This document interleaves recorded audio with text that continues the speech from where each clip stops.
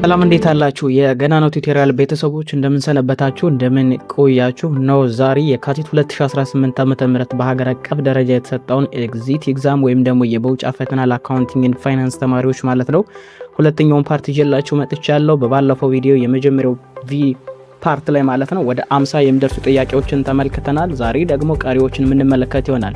ወደ ቪዲዮ ከመሄዳችን በፊት የገና ነው ቱቶሪያል ቤተሰብ ያልሆናችሁ ካላችሁ ሰብስክራይብ የሚለውን በተን በመጫን ቤተሰብ መሆናችሁን እንዳትረሱ። እንዲሁም ደግሞ ይህ ቪዲዮ ለብዙ ሰዎች እንዲደርስ ላይክ፣ ኮሜንት፣ ሼር በማድረግ ይተባበሩኝ። ዛሬ ወደ ቀሪ ጥያቄዎች እንሄዳለን። ምናልባት ዋይፋይ የምትጠቀሙ ካለ ጀስት ቪፒኤን እያበራችሁ ትመለከቱ ይሄንን ቪዲዮ ጥሩ ነው። ለማንኛውም ቪዲዮ ላይክ በማድረግ እንጀምራለን። ወደ 50ኛው ጥያቄ ጀስት እንሄዳለን። ኮሽን ናምበር 50 ምንድነው የሚለን? Which one of the following assumptions stated that the activities of what the entity should be kept separately from its owner and all other economic entities ነው የሚለን። እንግዲህ 50ኛውን ጥያቄ ስትመለከቱት ምንድነው የሚለው? ከሚከተሉት መካከል የትኛው አሳምሽን ነው አንድ ድርጅት እና የድርጅቱ ባለቤት የሚመዘግቡት እያንዳንዱ ትራንዛክሽን ወይም ደግሞ ኢኮኖሚክ ኢቨንት ሰፓሬትሊ መመዝገብ አለበት ብሎ የሚያዝዘው የሚናገረው የትኛው የአካውንቲንግ ፕሪንሲፕል ነው የሚለው? ኤ አካውንቲንግ ፔሪድ፣ ቢ ጎይንግ ኮንሰርን፣ ሲ ሞኔታሪ ዩኒት፣ ዲ ቢዝነስ ኢንቲቲ ነው የሚለን። መልካም። ይህንን ጥያቄ ለመስራት እንግዲህ በፋንዳሜንታል ኦፍ አካውንቲንግ ላይ ከተዘረዘሩና ከምናገኛቸው እጅግ በጣም መሰረታዊ ከሚባሉ አካውንቲንግ ፕሪንሲፕልስ ኤንድ አሳምሽን መካከል እንግዲህ የተጠየቃችሁት አሳምሽን ነው። እንግዲህ በአካውንቲንግ ውስጥ ከምናገኛቸው እጅግ በጣም መሰረታዊ ከሚባሉ አሳምሽኖች መካከል እንግዲህ የቢዝነስ ኢንቲቲ አሳምሽን አንዱ ነው። የሞኔታሪ ዩኒት አሳምሽን፣ የጎይንግ ኮንሰርን አሳምሽንስ እንዲሁም ደግሞ ሌሎችም አርቲፊሻል ፔሪድ ወይም ደግሞ አካውንቲንግ ፔሪድ ፕሪንሲፕልስ ኤንድ አሳምሽንስ እያለ የምንጠራቸው በጣም ብዙ ነገሮች አሉ። ለማንኛውም እያንዳንዱ ቢዝነስ ኦርጋናይዜሽን ከድርጅቱ ባለቤት ወይም ደግሞ ኦነር ሰፓሬትሊ የተለየ መሆን አለበት ብሎ የሚናገር የአካውንቲንግ አሳምሽን ቢዝነስ ኢንቲቲ አሳምሽንስ በመባል ይታወቃል። ምን ማለት ነው? a business is treated as separately entity from its owners and other business። የትኛውም ማለት ቢዝነስ ኦርጋናይዜሽን ከድርጅቱ ባለቤት ጋር ወይም ደግሞ አንድ ድርጅት ወይም ደግሞ የአንድ ድርጅት ኦነር ለሚፈጽመው እያንዳንዱ ግብይት ከድርጅቱ ግብይት ጋር በፍጹም መለየት አለበት። ድርጅት ሌላ ጉዳይ ነው፣ ቢዝነስ ሌላ ጉዳይ ነው። ባለቤትና የድርጅቱ ባለቤት ፐርሰናሊ የሚፈጽማቸው ግብይቶች ሁለት የተለያዩ ነገሮች መሆን አለባቸው። ስለዚህ ሚስተር ኤክስ የሚባል አንድ ድርጅት ቢኖረው ድርጅቱ ላይ ለሚፈጸሙ እያንዳንዱ ግብይቶች እና እሱ ለሚፈጽማቸው ግብይቶች ሁለት የተለያየ ቡክስ ማዘጋጀት አለበት፣ መመዝገብ አለበት። ይህንን የሚያዝዝ የአካውንቲንግ አሳምሽን ምን በመባል ይታወቃል? ጀስት ቢዝነስ ኢንቲቲ አሳምሽንስ በመባል ይታወቃል። ምን ማለት ነው? የድርጅቱ ትራንዛክሽን እና የግለሰቡ ትራንዛክሽን ሰፓሬትሊ መመዝገብ አለባቸው የሚለውን በትክክል የሚመልስልን ነው። ስለዚህ ቢዝነስ ትራንዛክሽንስ ሪከርድድ መደረግ አለበት ሰፓሬትሊ ፍሮም ዋት the owner personal transactions። የድርጅቱ ባለቤት ፐርሰናሊ ለሚፈጽማቸው ትራንዛክሽኖች ለብቻ ነው መመዝገብ ያለባቸው። እንደ ድርጅት ደግሞ ለሚፈጸሙ ግብይቶችና ትራንዛክሽኖች መመዝገብ ያለባቸውም ለብቻ ነው። ስለዚህ ለመጀመሪያው ጥያቄ ትክክለኛ መልስ የሚሆነው ቢዝነስ ኢንቲቲ አሳምሽንስ የሚለው ዲ ትክክለኛ መልስ መሆን ይችላል። ኦኬ ዲ ትክክለኛ መልስ መሆን ይችላል። ሌሎቹ ለምሳሌ አካውንቲንግ ፔሪድ የምንለው ድርጅቶች በተቻለ አቅም አርቲፊሻል ታይም ፔሪድ በመከፋፈል የድርጅታቸውን ፋይናንሻል ፐርፎርማንስ በየወሩ በየ3 ወሩ በየ6 ወሩ እንዲሁም ደግሞ አመታዊ የሂሳብ ሪፖርት በማዘጋጀት ጀስት ምን ሊያደርጉ ይችላሉ ነው ታይም ፔሪድን እየከፋፈሉ ሊጠቀሙ ይችላሉ ብሎ የሚያዝዝ አሳምሽን አካውንቲንግ ፔሪድ አሳምሽንስ በመባል ይታወቃል። ቢጋ ያለው ምርጫ ጎይንግ ኮንሰርን አሳምሽንስ የምንለው ድርጅቶች በተቻላቸው አቅም ስራ ከጀመሩ በኋላ የሚፈልጉትን ኦብጀክቲቭ እስከሚያሳኩ ድረስ for a long periods of time ይቀጥላሉ ተብሎ ይታሰባሉ። ወይም ደግሞ የትኛውም አይነት ድርጅት ገና መጀመሪያ ላይ ጀስት ስታርት እንዳደረገ በሚቀጥለው አመት በሁለተኛው አመት ይዘጋል ተብሎ አይታሰብ። ለብዙ አመታት ይቀጥላል ተብሎ ይታሰባል። ግን ብዙ ጊዜ ኦብጀክቲቫቸውን አቺቭ እስከሚያደርጉ ድረስ ነው ተብሎ የሚታመነው በአካውንቲንግ።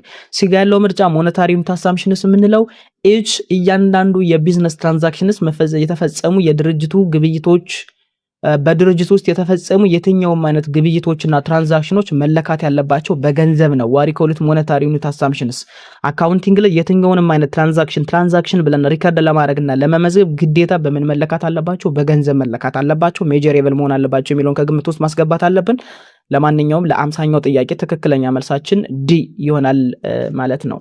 በጣም ጥሩ። ወደ 51ኛው ጥያቄ እንሂድ። which of the following is incorrect as to internal control ከሚከተሉት መካከል ስለ ኢንተርናል ኮንትሮል ስህተት የሆነው የትኛው ነው የሚለን? A, the responsibility of those charged with governance. B, designed and approved by external auditors. C, designed to provide reasonable assurance. D, a continuous process affected by entity personnel ነው የሚለን።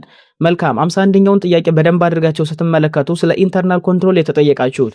ኢንተርናል ኮንትሮል እንግዲህ በፋንዳሜንታል ኦፍ አካውንቲንግ 2 ላይ የሚገኝ እጅግ በጣም መሰረታዊ የሚባል ኮንሰፕት ነው። እዚህ ላይ ከምናገኛቸው መሰረታዊ ከሚባሉ ኮንሰፕቶች መካከል አንድ ድርጅት ወይም ደግሞ ቢዝነስ ኦርጋናይዜሽን ኢንተርናል ኮንትሮል ወይም ደግሞ የውስጥ ቁጥጥር ህግና ስርዓትን ዲቨሎፕ አድርጎ ኢምፕሊመንት አድርጎ ከዛ በኋላ ፍራውድና ኮራፕሽንን እንዴት መቀነስ እንዳለበት የምናይበት መንገድ ምን ይባላል? ኢንተርናል ኮንትሮል ይባላል።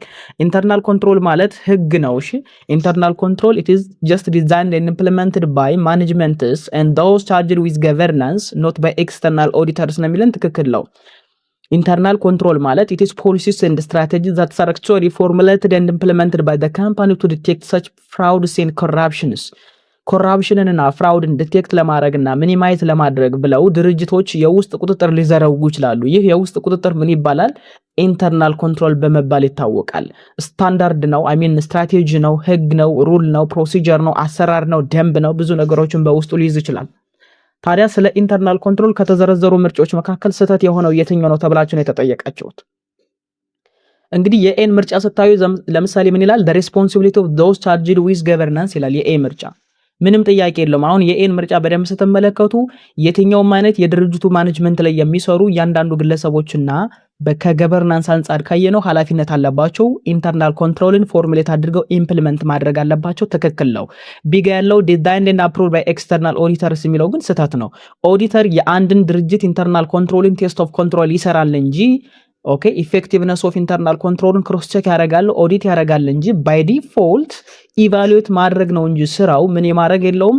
ዲዛይን የማድረግ አፕሩቭ የማውጣት ምናምን የማጽደቅ የማርቀቅ ስልጣን የለውም ኦዲተሩ። የኦዲተሩ ስራ ምንድነው ከተባለ ጀስት ኢቫሉዌቲንግ ዘ ኢንተርናል ኮንትሮል ኦፍ ዘ ካምፓኒ ኢዳት ድርጅቱ ኢምፕሊመንት ያደረገው ኢንተርናል ኮንትሮል ኢፌክቲቭ ነው ወይስ አይደለም የሚለውን ብቻ ክሮስ ቼክ ለማድረግና ለመስራት ብቻ ይጠቀማል እንጂ ምን ማድረግ አይችልም። ጀስት ዲዛይንድ ኤንድ አፕሩቭድ ባይ ኤክስተርናል ኦዲተርስ የሚለው ስህተት ነው። ቢጋ ያለው ምርጫ ማለት ነው። ሶ ቢጋ ያለው እዚህ ጋር የምትመለከቱት ምንድነው ምርጫ ጀስት ስህተት ነው። ኦኬ ስህተት ነው። ስለዚህ በተቻለ አቅም ቢጋ ያለው ስህተት ነው ማለት ነው። የኤም ብትመለከቱ ትክክል ነው። ሲጋም ያለውን ብትመለከቱ ዲዛይን ቱ ፕሮቫይድ ሪዘነብል አሹራንስ ይላል። በጣም ትክክል ነው። ትክክል ነው። ምን ማለት ነው? ሪዘነብል አሹራንስ ማለት ምን ማለት ነው? ኦኬ ሪዘነብል አሹራንስ ማለት ምን ማለት ነው? እንግዲህ ኢንተርናል ኮንትሮል ፕሮቫይድ የሚያደርገው ሪዘነብል የሆነ አሹራንስ ነው እንጂ አብሶሉት የሆነ አሹራንስ ሊሰጥ አይችልም። ጋራንቲ ሊሆን አይችልም። ሪዘነብል የሆነ ዊዝን ጀስቲፊኬሽን ሊታመንበት የሚችል ግን ሊሆን ይችላል የሚለውን ከግንዛቤ ውስጥ ማስገባት አለብን። ዲጋ ያለውም ምርጫ it is a continuous process affected by entity personnel የሚል ትክክል ነው። it is ኢንተርናል ኮንትሮል ሁሌም it is ongoing process ነው። ኦኬ ምን ማለት ነው? ቀን በቀን ሊሰራ የሚችል ሊተገበር የሚችል የድርጅቶች ኢምፕሊመንት ማድረግ የሚችሉት በተቻለ አቅም ኦኬ ፍራውድን ዲቴክት ለማድረግ የሚጠቀሙት ነው። ሶ ዲጋ ያለውም ምርጫ በተመሳሳይ ምንድነው ማለት ነው? ትክክል ነው። ሶ ከተዘረዘሩ ምርጫዎች መካከል ትክክለኛ መልስ ሊሆን የሚችለው ማን ነው ማለት ነው? ጀስት ኢንኮሬክት ስለሚለን ይችኛዋን በደንብ ያት ኢንኮሬክት ስለሚል ማለት ነው። ሶ ትክክለኛ መልሳችን ለ51ኛው ጥያቄ ማን ይሆናል ማለት ነው? ጀስት ቢ ይሆናል ማለት ነው። በጣም ጥሩ። ወደ 52ኛው ጥያቄ እንሂድ። International Financial Reporting Standard requires companies to report their property, plant and equipment on the statements of financial position on their reporting date as A, fair value, B, lower of cost or market, C, historical cost, ዲ ኔት ሪሊዜብል ቫልዩ። በጣም ጥሩ። 52ኛውን ጥያቄ ስትመለከቱ በኢንተርናሽናል ፋይናንሻል ሪፖርቲንግ ስታንዳርድ ወይም ደግሞ በኤፍአርኤስ ህግ መሰረት የድርጅቶች ፕሮፐርቲ ፕላንት ኤንድ ኢኩዊፕመንት ኦን ስቴትመንትስ ኦፍ ፋይናንሻል ፖዚሽን ላይ ኦን ደ ሪፖርቲንግ ዴት መመዝገብ ያለባቸው ሪከርድ መደረግ ያለባቸው ሪፖርት መደረግ ያለባቸው በምንድን ነው ይላል። ኦን ደ ሪፖርቲንግ ዴት ማለት ምን ማለት ነው የሚለውን በደንብ አድርገን እንመለከታለን። ፌር ቫልዩ የሚላለ የኤ ምርጫ ላወር ኦፍ ኮስት ኦር ማርኬት የሚላለ ሂስቶሪካል ኮስት ኔት ሪሊዜብል እያለ ይቀጥላል። በጣም ጥሩ። ኢንተርናሽናል ፋይናንሻል ሪፖርቲንግ ስታንዳርድ በተለይ ስለ ፕሮፐርቲ ፕላንት ኤንድ ኢኩዊፕመንት ወይም ደግሞ ስለ ፊክስድ አሴትስ ኦፍ ዘ ካምፓኒ ኢኒሻሊ መመዝገብ ያለባቸው ሂስቶሪካል ኮስትን መመዝገብ ያለባቸው በሂስቶሪካል ኮስታቸው ነው። ሚንስ ፐርቸስ ኮስት አለ የተገዛበት ፐርቸስ ኮስት የምንለው ፕላስ ኮስት ቱ ብሪንግ ዘ አሴትስ ኢንቱ ዩዝ የተገዛበት ዋጋ ብቻ አይደለም የገዘነውን አሴት ጥቅም ላይ እንዲውል ለማድረግ ስንል ያወጣናቸው መሰረታዊ የሚባሉ አንዳንድ ወጪዎች ካሉ እነሱን መደመር አለባቸው። ስለዚህ በኢንተርናሽናል ፋይናንሻል ሪፖርቲንግ ስታንዳርድ መሰረት ፕሮፐርቲ ፕላንት ኤንድ ኢኩዊፕመንት ወይም ደግሞ ፊክስድ አሴትስ ኦፍ ዘ ካምፓኒ የምንላቸው ሜጀር መደረግ አለባቸው ጀስት በሂስቶሪካል ኮስታቸው ነው። ሂስቶሪካል ኮስት ስንል ድርጅቱ ያንን ፕሮዳክት ለመግዛት ያንን ፊክስድ አሴት ለመግዛት ያወጣው ወጪ ፐርቸስ ፕራይስ ሲደመር ይህንን የገዛውን ፕሮዳክት ወይም ደግሞ ፊክስድ አሴት ጥቅም ላይ ለማዋል ሲል ያወጣው ተጨማሪ የሆኑ ወጪዎች አሉ። ለምሳሌ አንድ ድርጅት ምን ቢገዛ ለምሳሌ ኢማጂን መሬት ወይም ደግሞ ቤት ቢገዛ ቤቱን ጥቅም ላይ ለማዋል ሲል አንዳንድ ነገሮችን ሊያድሳቸው ይችላል፣ ፓርኪንግ ሊሰራ ይችላል፣ አጥር ሊሰራለት ይችላል ምናምን። ስለዚህ ጥቅም ላይ ለማዋል በሚደረግ ሂደት ውስጥ የሚወጡ ተጨማሪ ወጪዎች ምን መደረግ አለባቸው? መደመር አለባቸው። እነዚህን ነገሮች የምንለካው በምንድነው? ጀስት ሂስቶሪካል ኮስቱን በመጠቀም ነው የሚለው ትክክለኛ መልስ መሆን ይችላል።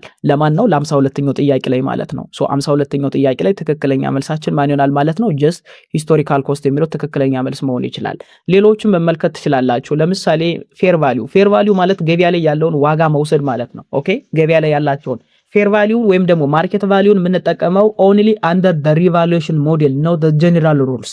ሪቫሉዌሽን ሞዴል ማለት ምን ማለት ነው? አንድ ድርጅት ፕሮፐርቲ ፕላንት ኤንድ ኢኩዊፕመንት አስቀድሞ ከገዛ በኋላ ከትንሽ ጊዜ በኋላ ከተጠቀመ በኋላ መልሶ መሸጥ ቢፈልግ ወይም ደግሞ እንደገና አሁን ያለበትን እያንዳንዱን ሁኔታ ማስለካት ቢፈልግ ሪቫሉዌት ማስደረግ ቢፈልግ ፌር ቫልዩ ገበያ ላይ ያለውን ትክክለኛ ዋጋ ወስዶ ምን ልናደርግ እንችላለን? ሜጀር ልናደርግ እንችላለን። በዛ ሰዓት ጌን ኤንድ ሎዝ የሚባል ነገር ሪከርድ ልናደርግ እንችላለን ማለት ነው። ኦኬ ሌላው ላወር ኦፍ ኮስት ኦር ማርኬት የምንለው ብዙ ጊዜ አፕላይድ የምናደርገው ይሄንን ለኢንቨንተሪ ነው። ለፕሮፐርቲ ፕላንት ኤንድ ኢኩዊፕመንት ብዙ ጊዜ አንጠቀመው። ኢንቨንተሪ ታውቃላችሁ ከረንት አሴት ነው፣ ለሽያጭ ሬዲ የሆነ ፕሮዳክት እንደማለት ነው። ወይም ደግሞ ሌላ ፕሮዳክት ለማምረት ምን ጀስት የሚያገለግል ምን በመባል ይታወቃል? ኢንቨንተሪ በመባል ይታወቃል። ስለዚህ ላወር ኦፍ ኮስት ኦር ማርኬት እንዲሁም ደግሞ ኔት ሪሊዘብል ቫልዩንም በተመሳሳይ ለኢንቨንተሪ ብዙ ጊዜ እንጠቀመዋለን። ስለዚህ ከተዘረዘሩ ምርጫዎች መካከል ማለት ነው ትክክለኛ መልስ ሊሆንልን የሚችል ለ52ኛው ጥያቄ ምን ይሆናል ማለት ነው? ሲ ሂስቶሪካል ኮስት የሚለው ትክክለኛ መልስ መሆን ይችላል ማለት ነው። ስለዚህ በደንብ አድርጋችሁ ልትረዱት ይገባል። በየትኛው መንገድ ፕሮፐርቲ ፕላንት ኤንድ ኢኩዊፕመንትን ጀነራሊ ሪኮግናይዝ ስናደርግ እና ሜጀር ስናደርግ ማድረግ ያለብን አት ኮስት ነው ወይም ደግሞ አት ሂስቶሪካል ኮስት ነው። በተለይ ፕሮፐርቲ ፕላንት ኤንድ ኢኩዊፕመንት አኬር ስናደርግ ወይም ደግሞ ስንገዛ ፐርቸስ ስናደርግ መለካት ያለብን ሜጀር ማድረግ ያለብን በሂስቶሪካል ኮስታቸው ነው የሚለውን ከግንዛቤ ውስጥ ማስገባት አለብን። ለ52ኛው ጥያቄ ትክክለኛ መልሳችን ለማንኛውም ማን ይሆናል ማለት ነው? ጀስት ሲ ይሆናል። በጣም ጥሩ። ወደ 53ኛው ጥያቄ እንሄዳለን። During the period of rising price, which of the following inventory costing method yields highest ending inventory and lowest cost of goods sold? A. weighted average cost method, B. first in first out method, C. specific identification method, D. last in first out method። በጣም ጥሩ 53ኛውን ጥያቄ ስትመለከቱ ምንድነው የሚለው? አንድ ቢዝነስ ኦርጋናይዜሽን የተለያዩ የኢንቨንተሪ ሜቶዶችን በተለይ ደግሞ የኮስት ፍሎ አሳምፕሽን ሜቶድስ የምንላቸው ሊጠቀም ይችላል። ከነዛ መካከል አንዱ ለምሳሌ during the period of rising price ማለት during inflation ማለት ነው። at the time of inflation ድርጅቶች ኮስቲንግ ሜቶድ ሲጠቀሙ highest ending inventory እና lower cost of goods sold የሚያሳይ ከሆነ የተጠቀሙት የኮስት ፍሎው ሜቶድ ወይም ደግሞ አሳምፕሽን ምንድነው የተባላችሁት? ኢንፍሌሽን ማለት እንግዲህ ከፍተኛ የሆነ ፕራይስ ፕሮዳክቶቹ ወይም ደግሞ የተለያዩ ፕሮዳክት የምንላቸው ማለት ነው ዋጋቸው እየጨመረ በሄደ ቁጥር በዛ ሰዓት ኢንዲንግ ኢንቨንተሪ እጅግ በጣም ከፍተኛ የሆነ ነገር ካሳየ ኮስት ኦፍ ጉድስ ሶልድ ደግሞ እጅግ በጣም ዝቅተኛ ነገር ካሳየ ይሄ ድርጅት የተጠቀመው የኮስቲንግ ሜቶድ ምን በመባል ይታወቃል የተባላችሁት? እንግዲህ ፈርስት ኢን ፈርስት አውት ሜቶድ፣ ሊፎ ሜቶድስ፣ ዌትድ አቨሬጅ ሜቶድ፣ ስፔሲፊክ አይደንቲፊኬሽን ሜቶድ የምንላቸው እያንዳንዱ የራሳቸው የሆነ ምን አላቸው ትርጓሜ ያላቸው። ስለዚህ ኢን ኤ ፔሪድ ኦፍ ራይዚንግ ፕራይስ ሚንስ አት ዘ ታይም ኦፍ ኢንፍሌሽን ፈርስት ኢን ፈርስት አውት ሜትር ተጠቅመን የምንገዛቸውና የምንሸጣቸው ማለት በጣም ኒው ኢንቨንተሪ የምንላቸው ኒውወር ኢንቨንተሪ አይተምስ ኮስት ሞር ዳን ዘ ኦልደር ዋን ዛሬ ላይ ዋጋው በተወደደበት ኢንፍሌሽን በሆነበት ሰዓት ያ ማለት at the time of ኢንፍሌሽን ወይም ደግሞ during the period of rising price ዋጋው እየጨመረ በሄደ ቁጥር ከረንትሊ አሁን በቅርቡ የሚገዙ ፕሮዳክቶች ፈርስት ኢን ፈርስት አውት ሜትድ የምንጠቀም ከሆነ ኦኬ ምን ይሆናል? ኢንዲንግ ኢንቨንተሪያቸው ሃይ ይሆናል። በተለይ መጨረሻ አካባቢ የሚገዙ ፕሮዳክቶች ላስት ፈርስት ኢን ላስት አውት ስለሆነ ማለት ነው። ሶ መጀመሪያ ፈርስት ኢን ፈርስት አውት ስለሆነ መጀመሪያ የተገዙት መጀመሪያ ይሸጣሉ፣ መጨረሻ ላይ የተገዙት ደግሞ እጃችን ላይ ይቀራሉ፣ ኢንዲንግ ይሆናሉ ብለን ስለምናስብ ኦኬ። ስለዚህ ከፍተኛ የሆነ ምን ያሳያል ማለት ነው? ኮስት ኦፍ ጉድስ ሶልድ ያሳያል ማለት ነው። አንድ ይሄንን በደንብ መረዳት አለባችሁ። ስለዚህ ለዚህ ጥያቄ ትክክለኛ መልስ የሚሆነው ማን ነው የሚለውን ስትመለከቱ ፊፎ ሜትድ ፈርስት ኢን ፈርስት አውት ሜትድ ስትጠቀሙ ኦልደር ድሮ ገና የተገዙት ፕሮዳክቶች ኦኬ ዋጋቸው ሳይጨምር ማለት ነው ኢንፍሌሽን ሳይሆን የተገዙ ፕሮዳክቶች ቀድመው ስለሚሸጡ ኦኬ ኮስት ኦፍ ጉድስ ሶልድ እጅግ በጣም ዝቅተኛ ነው የሚሆነው። ነገር ግን ምን ይሆናል ኢንዲንግ ኢንቨንተሪ ግን እጅግ በጣም ከፍተኛ ነው የሚሆነው። ምክንያቱም ኢንዲንግ ኢንቨንተሪ አሁን በቅርቡ የተገዙ ስለሆኑ ሞር ኤክስፐንሲቭ አይተም ነው የሚሆኑት። ስለዚህ ለዚህ ጥያቄ ትክክለኛ መልሳችን ምንድነው? ኮስት ኦፍ ጉድስ ሶልድ ዝቅተኛ ሆኖ ኢንዲንግ ኢንቨንተሪ እጅግ በጣም ከፍተኛ ኮስት የሚያሳይ የትኛውን አይነት የኮስት ፍሎ አሳምፕሽን ብንጠቀም ነው during the period of rising inflation ከተባላችሁ rising of price ከተባላችሁ መልሱ ማን ይሆናል ማለት ነው? ፈርስት ኢን ፈርስት አውት ሜትድ ይሆናል። ፈርስት ኢን ፈርስት አውት ሜትድ ማለት ቢ ትክክለኛ መልስ መሆን ይችላል። ዌይትድ አቨሬጅ ሜትድ አቨሬጅ ፕራይስ ስለሚጠቀም፣ በተለይ ላስት ኢን ፈርስት አውት ሜትድ ደግሞ የዚህ ተቃራኒ ነው። ላስት ኢን ፈርስት አውት ሜትድ የሚሆነው ምንድነው? ኮስት ኦፍ ጉድስ ሶልድ እጅግ በጣም ከፍተኛ የሆነ ኦኬ ፕራይስ ያሳይና ኢንዲንግ ኢንቨንተሪ ምን ይሆናል? ዝቅተኛ ይሆናል። ይሄ ላስት ኢን ፈርስት አውት ስለሚል የፊፎ ተቃራኒ ስለሆነ ለማንኛውም ለ53ኛው ጥያቄ ትክክለኛ መልሳችን ቢ ይሆናል። ሶ ይሄንን በደንብ አንደርስታንድ ማድረግ አለብን። መልካም ወደ 54ኛው ጥያቄ እንሂድ። which of the following item is a capital market instrument? ከሚከተሉት መካከል ካፒታል ማርኬት ኢንስትሩመንት የሆነው የትኛው ነው? ኤ ትሬዠሪ ቢል፣ ቢ ኮመን ስቶክ፣ ሲ ኔጎሺየብል ሴኩሪቲ ኦፍ ዲፖዚት፣ ዲ ኮመርሻል ፔፐርስ። በጣም ጥሩ። ይህ ጥያቄ ከፋይናንሻል ማርኬት ኤንድ ኢንስቲትዩሽን የወጣ ጥያቄ ነው። እንደምታውቁት እንግዲህ ማርኬት በብዙ መንገድ ክላሲፋይ ሊደረግ ይችላል። ከነዛ መካከል አንዱ እንግዲህ የካፒታል ማርኬት እና መኒ ማርኬት በመባል ይታወቃል። ፋይናንሻል ማርኬት ጀስት መኒ ማርኬት ስንል ሾርት ተርም አይተሞች ሾርት ተርም ሴኩሪቲዎችን ትሬድድ የምናደርግበት ነው። ካፒታል ማርኬት ስንል ደግሞ ሎንግ ተርም ፋይናንሻል አሴቶችን ትሬድድ የምናደርግበት ነው። ስለዚህ ካፒታል ማርኬት ኢንስትሩመንትስ የምንላቸው ብዙ ጊዜ ሎንግ ተርም ፋይናንሻል ሴኩሪቲ ናቸው። ጀስት ካፒታል ራይዝ ለማድረግ የምንጠቀማቸው ናቸው። በተለይ ማቹሪቲ ዴታቸው ከአንድ ዓመትና ከዛ በላይ የሆኑ የአንድ ድርጅት ፋይናንሻል አሴቶች ምን በመባል ይታወቃሉ? ካፒታል ማርኬት ላይ ትሬድ ይደረጋሉ። እንዲሁም ደግሞ ላይክ እንደ ኮመን ስቶክ ያሉ ኮመን ስቶክ እንደምታውቁት አሁን እንደ ቦንድ ያሉ ነገሮች ካፒታል ማርኬት በመባል ይታወቃሉ። ለምን? ኮመን ስቶክ እንደምታውቁት ሪፕሬዘንት የሚያደርገው ፐርማነንት ኢኩዊቲ ኦነርሺፕ ነው፣ አክሲዮን ነው። የአክሲዮን ባለቤትነት ነው የሚያደርገን በተለይ በኮርፖሬሽን ቢዝነስ ኦርጋናይዜሽን ላይ። ስለዚህ በሾርት ተርም አንዳንድ መሰረታዊ የሚባሉ ነገሮችን በደንብ አንደርስታንድ ስታደርጉ ካፒታል ማርኬት ኢንስትሩመንት ላይ ልንመደበው እንችላለን ሎንግ ተርም ስለሆነ። ትሬዠሪ ቢል የመንግስት የግምጃ ቤት ሰነድ ማለት ነው። እንዲሁም ደግሞ ኔጎሺየብል ሴኩሪቲ ኦፍ ዲፖዚት እና ኮመርሻል ፔፐርስ ምንላቸው ጀስት እነዚህ ኦል ሾርት ተርም ዴት ኢንስትሩመንት ናቸው፣ የአጭር ጊዜ ናቸው። አንድ ዓመትና ከዛ በታች ነው ያላቸው ማቹሪቲ ዴቱ። ስለዚህ በአንድ ዓመት ውስጥና ከዛ በታች ማቹር ስለሚያደርጉ ብዙ ጊዜ መኒ ማርኬት ኢንስትሩመንትስ የተባሉ ክላሲፋይ ይደረጋሉ። ነገር ግን ኮመን ስቶክ በጣም የብዙ ጊዜ የረጅም ጊዜ ፐርማነንት ኢንቨስትመንት ስለሆነ ብዙ ጊዜ ካፒታል ማርኬት ኢንስትሩመንት ብለን እዛ ውስጥ ክላሲፋይ እናደርገዋለን። ለማንኛውም ለ54ኛው ጥያቄ ትክክለኛ መልሳችን ማን ይሆናል ማለት ነው? ጀስት ቢ ኮመን ስቶክስ ይሆናል ማለት ነው። ሌላው ኤ ጋ ያለው ሲ ጋ ያለውና ዲ ጋ ያለው ምርጫዎች ግን ጀስት ሾርት ተርም ላይ ስለምናገኛቸው ወይም ደግሞ ማቹሪቲ ዴታቸው ሾርት ተርም ስለሆነ ብዙ ጊዜ መኒ ማርኬት ላይ ትሬድ እናደርጋቸዋለን። ጀስት የመኒ ማርኬት ኢንስትሩመንትስ እያልን እንጠራቸዋለን። ለማንኛውም ለ54ኛው ጥያቄ ትክክለኛ መልሳችን ቢ ኮመን ስቶክስ ይሆናል። በጣም ጥሩ። ወደ 55ኛው ጥያቄ እንሂድ። if the home office of what loyal bank share company maintained accounting records of what the property plant and equipment of what its branch and that a branch acquired property plant and equipment for ብር 60,000 cash, the appropriate journal entry for the branch is A debit the home office ledger account and credit the plant asset account for ብር 60,000 ወይም 60 ሺህ ይላል። ቢ debit the home office account and credit cash for what 60 ሺህ ይላል። ሲ debit cash and credit the home office account for ብር 60 ሺህ ይላል። ዲ debit an asset account and credit the home office account for 60 ሺህ ይላል። በጣም ጥሩ። 55ኛውን ጥያቄ ለመመለስ እንግዲህ ሁለት መሰረታዊ ነገሮችን እናያለን። በተለይ ደግሞ ስለ ብራንች፣ ስለ ሴል ኤጀንሲ እና ስለ ሆም ኦፊስ በአድቫንስድ ፋይናንሻል አካውንቲንግ ላይ ደግማችሁ የምታገኙት ኮንሰፕት ነው። ብዙ ጊዜ ታገኙታላችሁ። አድቫንስድ ፋይናንሻል አካውንቲንግን ብትመለከቱ ይህንን ኮንሰፕት እዛ ማግኘት ትችላላችሁ። ሶ ከተዘረዘሩ ምርጫዎች መካከል እንግዲህ ትክክለኛ መልስ ሊሆን የሚችለው ማን ነው የሚለውን ነገር በደንብ አንደርስታንድ እናደርጋለን። ይህንን በደንብ አድርጋችሁ እንድትረዱ እንግዲህ ሆም ኦፊስ የሚባለው ሎያል ካምፓኒ ሜንቴን ሲያደርግ አካውንቲንግ ሪከርዶችን ሲሰራ እንግዲህ ብራንቹ ምን አድርጓል? ፕሮፐርቲ ፕላንት ኤንድ ኢኩዊፕመንት በ60 ሺህ ብር ገዝቷል። ነገር ግን ብራንቹ አሁን የገዛው ፕሮፐርቲ ፕላንት ኤንድ ኢኩዊፕመንት ባይ ዲፎልት ለሆም ኦፊሱ ስለሆነ ኦን ቢሃፍ ኦፍ ሆም ኦፊስ የተሰጠውን ስራ በ60 ሺህ ብር ስለገዛ በቀጥታ የድርጅቱ ሆም ኦፊስ ወይም ደግሞ የሆም ኦፊሱ አካውንት መጨመር አለበት፣ ደቢት መሆን አለበት። ለምን? የተገዙት አሴት ናቸው። ፕሮፐርቲ ፕላንት ኤንድ ኢኩዊፕመንት ባይ ዲፎልት ደግሞ ምንድነው ሲገዙ ደቢት ነው መሆን ያለባቸው አሴት ስለሆኑ። ስለዚህ ጀስት ደቢት ሆም ኦፊስ አካውንት የሚለው አንድ መሆን አለበት። ነገር ግን ክፍያው በካሽ ስለተከፈለና ክፍያውን የከፈለው ብራንቹ ስለሆነ ክሬዲት መሆን አለበት። ምክንያቱም ገንዘብ ሲከፈል ካሽ ይቀንሳል። ስለዚህ ወይን ብራንች ፊክስድ አሴት ሪከርድስ የሚያደርግ ከሆነ ሴንትራላይዝድ ከሆነና ወይን ብራንች ካኖት ሪከርድ አሴት ኦን ቡክ ነው የሚለን ብራንቹ በራሱ ቡክ ላይ አሴትን መመዝገብ አይችልም። ታዲያ ምንድነው የሚያደርገው? በቀጥታ የሆም ኦፊሱን ወይም ደግሞ የፓረንት ካምፓኒውን ምን ያደርጋል? ጀስት ሆም ኦፊሱ ላይ ምን ያደርጋል? ደቢት አድርጎ ይመዘገባል። ወይም እያንዳንዱ አሴቶችን በሆም ኦፊሱ አካውንት ይመዘገባሉ። ስለዚህ ብራንቹ 60 ሺህ የሚጠጋ ገንዘብ ኦልሬዲ ወጪ ስለወጣ አሴት ለመግዛት ካሽን ስለሚቀንስ ስለተከፈለ ክሬዲት እናደርግና የድርጅቱን ሆም ኦፊስ አካውንት ደቢት እናደርጋለን።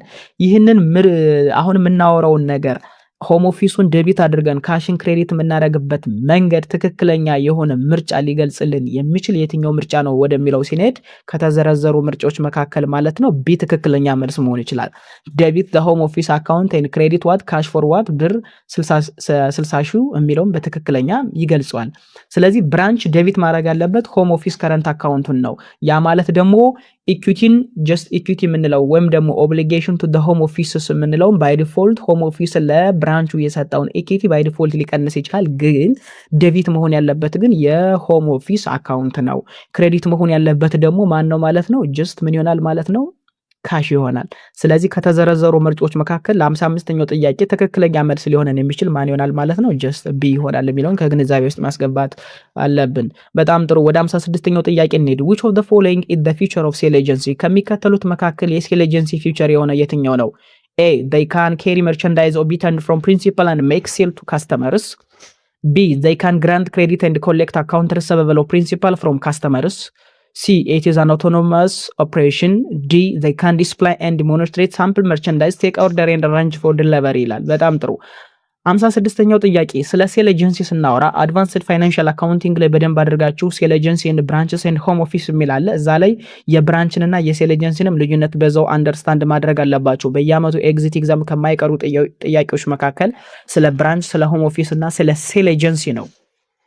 ኦኬ በደንብ መረዳት አለባቸው። ስለዚህ 56ኛውን ጥያቄ ስትመለከቱ የሴል ኤጀንሲ ካራክተር ወይም ደግሞ ፊውቸር ያልሆነው የትኛው ነው የሚለው። በጣም ጥሩ። ሴል ኤጀንሲ ማለት እንግዲህ ምንድነው? ከአንድ ድርጅት ላይ ውክልና ወስዶ የዛን ድርጅት ፕሮዳክቶች ወይም አገልግሎቶች መስጠት መሸጥ ነው። ስለዚህ ሴል ኤጀንሲ ቲፒካሊ ጀስት ሳምፕሎችን ዲስፕላይ ያደርጋሉ፣ ቴክ ኦርደር ያደርጋሉ፣ ኢት ሜይ ቢ አሬንጅ ያደርጋሉ። ነገር ግን ሙሉ በሙሉ በሚባል ደረጃ ኦነርሺፕ ኦፍ ዘ ጉድ አይደሉም። ታይትል አይገባቸውም። ኢንቨንተሪ ኬሪ አውት ማድረግ አይችሉም። ግራንት ክሬዲት መስጠት አይችሉም። ሪሲቨብል ኮሌክት የማድረግም መብት የላቸውም።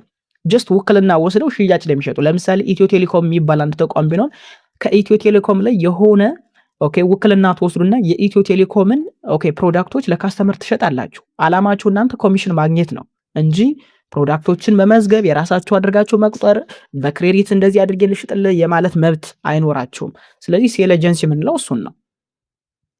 ስለዚህ ትክክለኛ መልሳችን ማን ይሆናል ማለት ነው? ዲ they can display and demonstrate sample merchandise, take orders and arrange for delivery የሚለው ትክክለኛ መልስ መሆን ይችላል። የኤን የቢን እና የሲን ምርጫዎች ስትመለከቱ ግን ከዚህ ጋር በፍጹም ተቃራኒዎች ናቸው። ለምሳሌ ኤ ምን ይላል? they can carry merchandise obtained from principal and make sales to customers ይላል።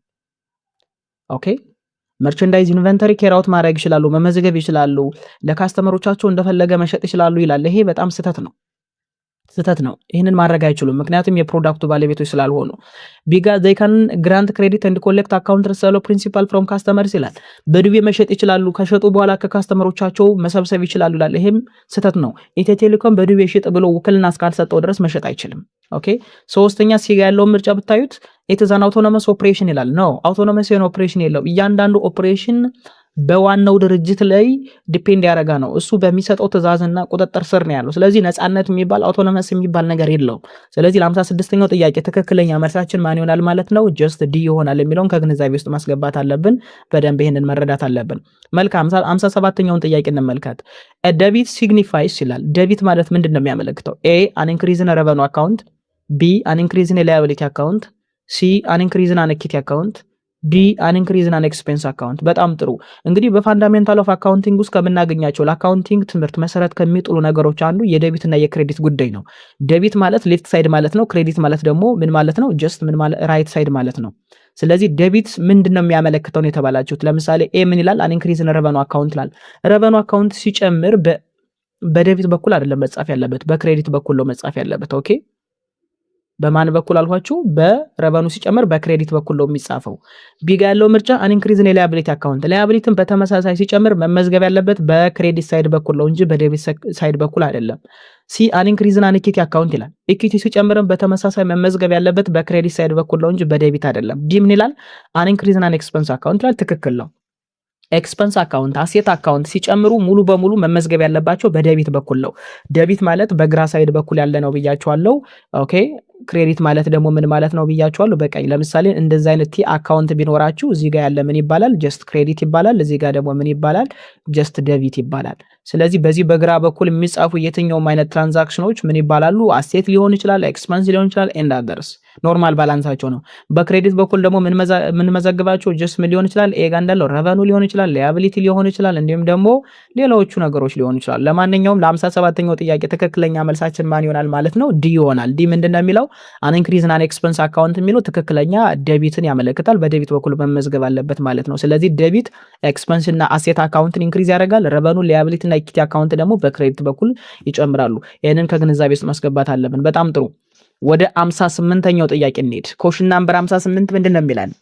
which of the following the feature of managerial accounting ከሚከተሉት መካከል የማናጀሪያል አካውንቲንግ ካራክተር ወይም ደግሞ ፊቸር የሆነው የትኛው ነው የሚለው? A reports of managerial accounting are subject to auditing. B specific formats are required to prepare financial accounting reports. C reports to external user of financial information system. D emphasis on decision that affect the futures. ይህ ጥያቄ ከኮስት ኤንድ ማኔጅመንት አካውንቲንግ ዋን የወጣ ሲሆን በተለይ ስለ ማናጀሪያል አካውንቲንግ፣ ስለ ኮስት አካውንቲንግ፣ ስለ ፋይናንሻል አካውንቲንግ አንዳንድ መሰረታዊ የሚባሉ ነገሮችን በደንብ አድርጋችሁ አንደርስታንድ የምታደርጉበት ጥያቄ ነው ማለት ነው። እንግዲህ ማናጀሪያል አካውንቲንግ ወይም ደግሞ ማኔጅመንት አካውንቲንግ የምንለው የአንድ ድርጅት የተለያዩ መረጃዎችን በተለይ ደግሞ ኢንፎርሜሽን የምንለውን ነገር ፎር ኢንተርናል ዲሲሽን ሜኪንግ ፐርፐስ ፎር ማናጀርስ ኤንድ ኤምፕሎይስ ፕሮቫይድ የምናደርገው ማለት ፎር ኢንተርናል ዩዘርስ መረጃ ፕሮቫይድ የምናደርግበት የአካውንቲንግ ታይፕ ማናጀሪያል አካውንቲንግ በመባል ይታወቃል። ፎር ፊውቸር ፕላኒንግ ነገሮችን ለወደፊት እቅድ ለማቀድ ኤስቲሜት ለማድረግ ፕሪዲክት ለማድረግ አንዳንድ ስራዎችን ለመስራት ማናጀሪያል አካውንቲንግ ትልቅ የሆነ ቫልዩ አለው። ሌላው ፋይናንሻል አካውንቲንግ የምንለው ደግሞ ጀስት ምንድነው በአይኤፍአርኤስ ፕሪንሲፕል እና በስታንዳርድ የሚመራ ፎርማት ያለው ለኤክስተርናል ዩዘሮች ፋይናንሻል ስቴትመንት ወይም ደግሞ ፋይናንሻል ኢንፎርሜሽን ፕሮቫይድ ለማድረግ የሚያገለግል እና ለኦዲቲንግ ሳብጀክትድ የሆነ ፋይናንሻል አካውንቲንግ በመባል ይታወቃል። ኮስት አካውንቲንግ ደግሞ እዚህ ጋር ባይኖርም ሁለቶችን በተለይ እንደ ብሪጅ ያገለግላል። ፋይናንሻል አካውንቲንግን እና ማኔጅመንት አካውንቲንግን ያገናኛል። ኮስት አካውንቲንግ ኮስት ሪሌትድ የሆኑ መረጃዎችን ለማናጀሪያል አካውንታንት ወይም ደግሞ ለፋይናንሻል አካውንታንቱ ፕሮቫይድ በማድረግ አስፈላጊ የሚባሉ የድርጅቱን ፋይናንሻል ስቴትመንት ለማዘጋጀት ይጠቅማል ማለት ነው። ለማንኛውም 58ኛው ጥያቄ ላይ ለተዘረዘሩ ምርጫዎች ማለት ነው ስለ ማናጀሪያል አካውንቲንግ ትክክል የሆነው የትኛው ነው? ዲ ነው። ዲ ምንድን ነው የሚለው? just emphasis on the decisions that affect the futures ወደፊት ለምንወስናቸው ውሳኔዎች ዛሬ ላይ just managerial accountingን ተጠቅመን የተለያዩ መረጃዎችን ፕሮቫይድ ልናደርግ እንችላለን። ሶ ዋና ዓላማችን managerial accounting የምንጠቀም ከሆነ just ወደፊት ለምንወስናቸው ውሳኔዎች ፕላን ማድረግ ኤስቲሜት ማድረግ ምናምን ነው። ስለዚህ emphasis on decisions that affect the futures ስትራቴጂን ኢምፕሊመንት ማድረግ ሊሆን ይችላል፣ ፎርሙሌት ማድረግ ሊሆን ይችላል ኤንድ አደርስ። የኤን የቢንና የሲን ስትመለከቷቸው በሙሉ ግን ወዴት ያደላሉ? ወደ ፋይናንሻል አካውንቲንግ ያደላሉ። ለማንኛውም ለ58ኛው ጥያቄ ትክክለኛ መልሳችን ዋሪኮሌት ቢ ብለን ዲ ብለን መስራት እንችላለን ማለት ነው። በጣም ጥሩ። 59ኛውን ጥያቄ እንመልከት። እሺ 59ኛው ጥያቄ ምንድነው የሚለን? which of the following item is reported as biological asset ከሚከተሉት መካከል እንደ biological asset ሪፖርት መደረግ ያለበት የትኛው ነው? A milk፣ B fruit trees፣ C harvested cane፣ D sugar። በጣም ጥሩ። ይህ ጥያቄ እንግዲህ ኢንተርሚዲየት ፋይናንሻል አካውንቲንግ እንዲሁም ደግሞ አድቫንስድ ፋይናንሻል አካውንቲንግ ሰምዋት የሆነ ፓርት ላይ ያለ ግን ሞር ኢንተርሚዲየት አካውንቲንግ ነው። ከተዘረዘሩ ነገሮች እንደ ባዮሎጂካል አሴት ሊቆጠር የሚችለው የትኛው ነው የተባላችሁት? ባዮሎጂካል አሴት እና አግሪካልቸራል ፕሮዳክትስ የምንላቸው ሁለት የተለያዩ ነገሮች አሉ። በእርግጥ እነዚህ በሙሉ ባዮሎጂካል አሴት እና አግሪካልቸራል ፕሮዳክትስ የምንላቸው በኤፍአርኤስ 41 የሚዳኙ ቢሆንም እነዚህ የተዘረዘሩ ነገሮች ግን የራሳቸው መሰረታዊ የሆነ ልዩነት አላቸው። ስለዚህ ከነዚህ ከአራቱ ምርጫዎች መካከል እንደ ባዮሎጂካል አሴት ሪፖርት መደረግ ያለበት መቆጠር ያለበት የትኛው ነው የተባላችሁት? ኦኬ እንግዲህ ሚልክን ስትመለከቱ ሃርቨስትድ ኬንን ስትመለከቱና ሱገርን ስትመለከቱ ተመሳሳይነት አላቸው። አግሪካልቸራል ፕሮዳክትስ በመባል ይታወቃሉ ወይም ደግሞ አግሪካልቸራል ፕሮዲዩስ በመባል ይታወቃሉ። ባዮሎጂካል አሴትስ የምንላቸው ስሙ ራሱ እንደሚያመለክተው ምንድነው ሊቪንግ ፕላንት ኦር አኒማልስ አይደል? ሊቪንግ ፕላንት ወይም አኒማል የምንላቸው የትኛውም ህይወት ያላቸው ነገሮች ዋሪኮሊት የምንላቸዋለን ባዮሎጂካል አሴትስ እያለን እንጠራቸዋለን። እዚህ ከተዘረዘሩ ምርጫዎች መካከል ይህንን ሊያሟላልን የሚችል የትኛው ነው ስንል ጀስት ፍሩት ትሪስ ነው። ፍሩት ትሪት ባይ ዲፎልት ሊቪንግ ፕላንት ነው አይደል? ሊቪንግ ፕላንት ነው። ሌሎቹ ግን ለምሳሌ ሚልክ ብታዩ፣ ወተት፣ ሃርቨስትድ ኬን የምትመለከቱና ሱገርን በተመለከቱ ጀስት ፕሮዳክት ናቸው። ፕሮዳክት ናቸው ማለት ከየት የተገኙ ፕሮዳክቶች? ከባዮሎጂካል አሴት ድራይቨር የተደረጉ ምኖች ናቸው? ፕሮዳክቶች ናቸው። እነዚህ ፕሮዳክቶች ባይ ዲፎልት ትሪት የሚደረጉት አሁን ላይ እንደ ባዮሎጂካል አሴት ሳይሆን እንደ ኢንቨንተሪ ነው ትሪት የሚደረጉት። ለምን?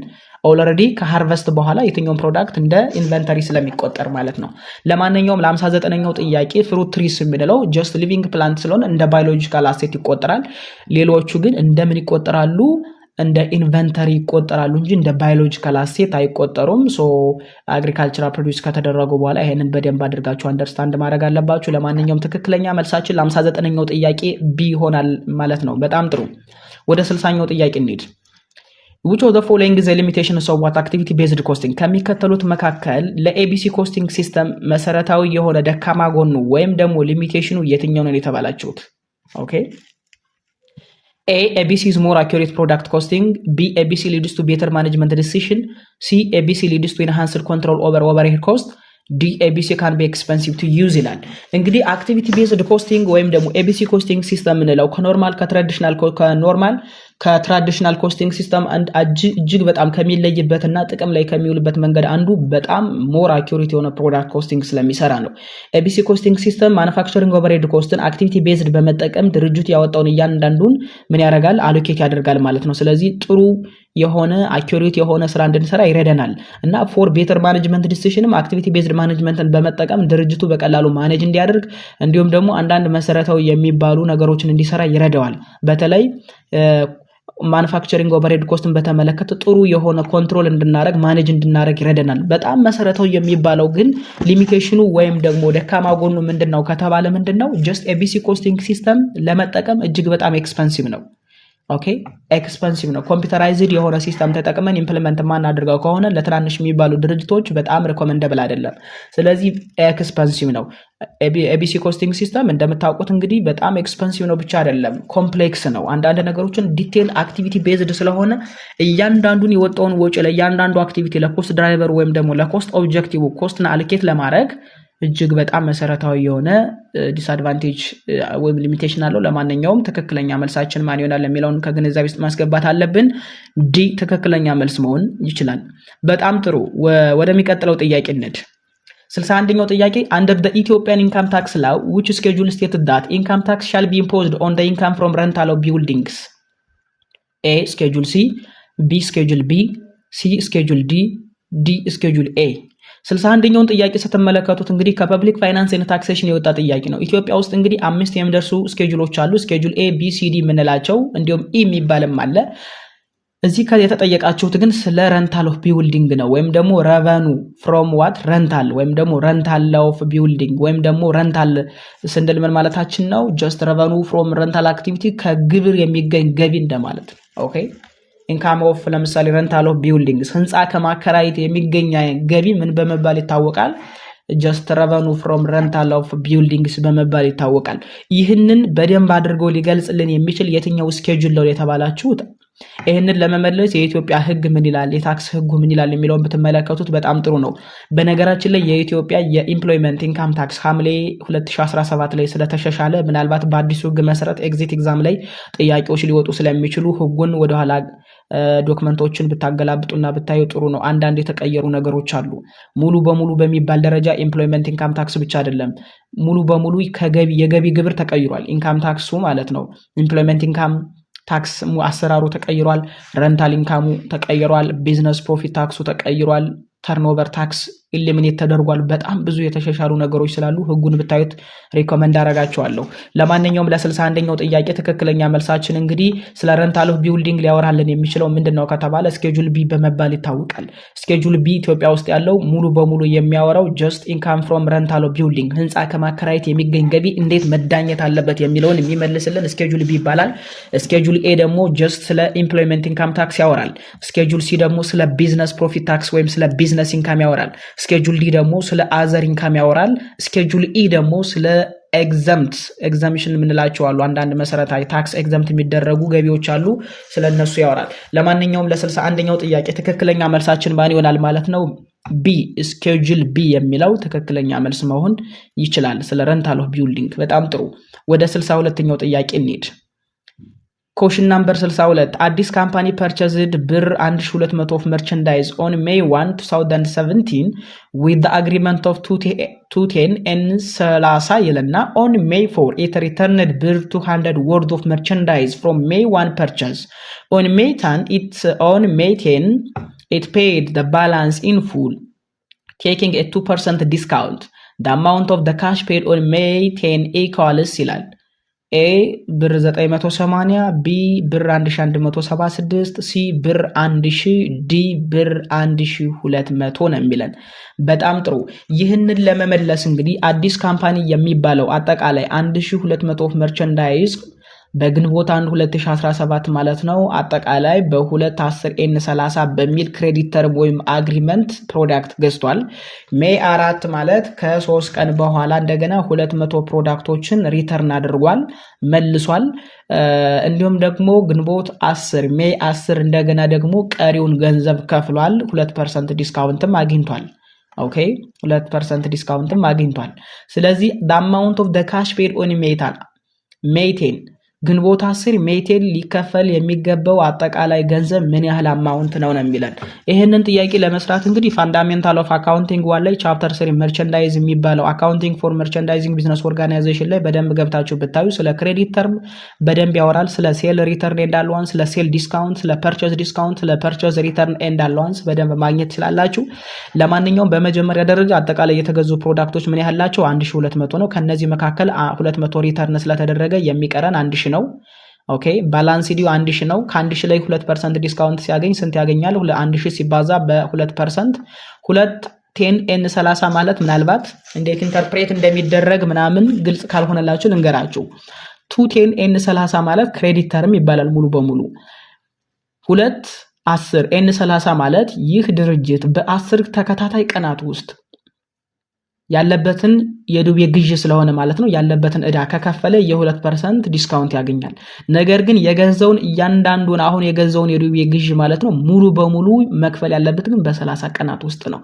በ10 ቀናት ውስጥ ግን ከከፈለ 2% ዲስካውንት ያገኛል ማለት ነው ኢንተርፕሬት ሲደረግ። ለማንኛውም ዲስካውንት 1000 ሲባዛ በ2% 20 ብር ይመጣል። ስለዚህ ካሽ ፔድ 1000 ሲቀነስ 20 ስታደርጉት ድርጅቱ መክፈል የሚገባው ስንት ነው? 980 ብር ብቻ ይሆናል።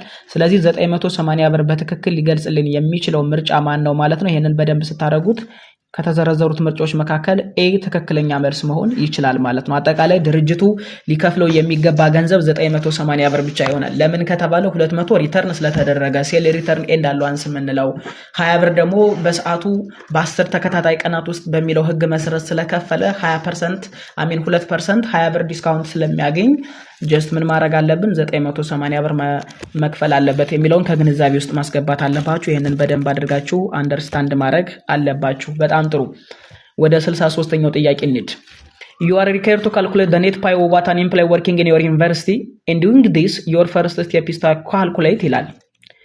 A. Gross taxable income. B. Gross deduction. C. Pension contribution.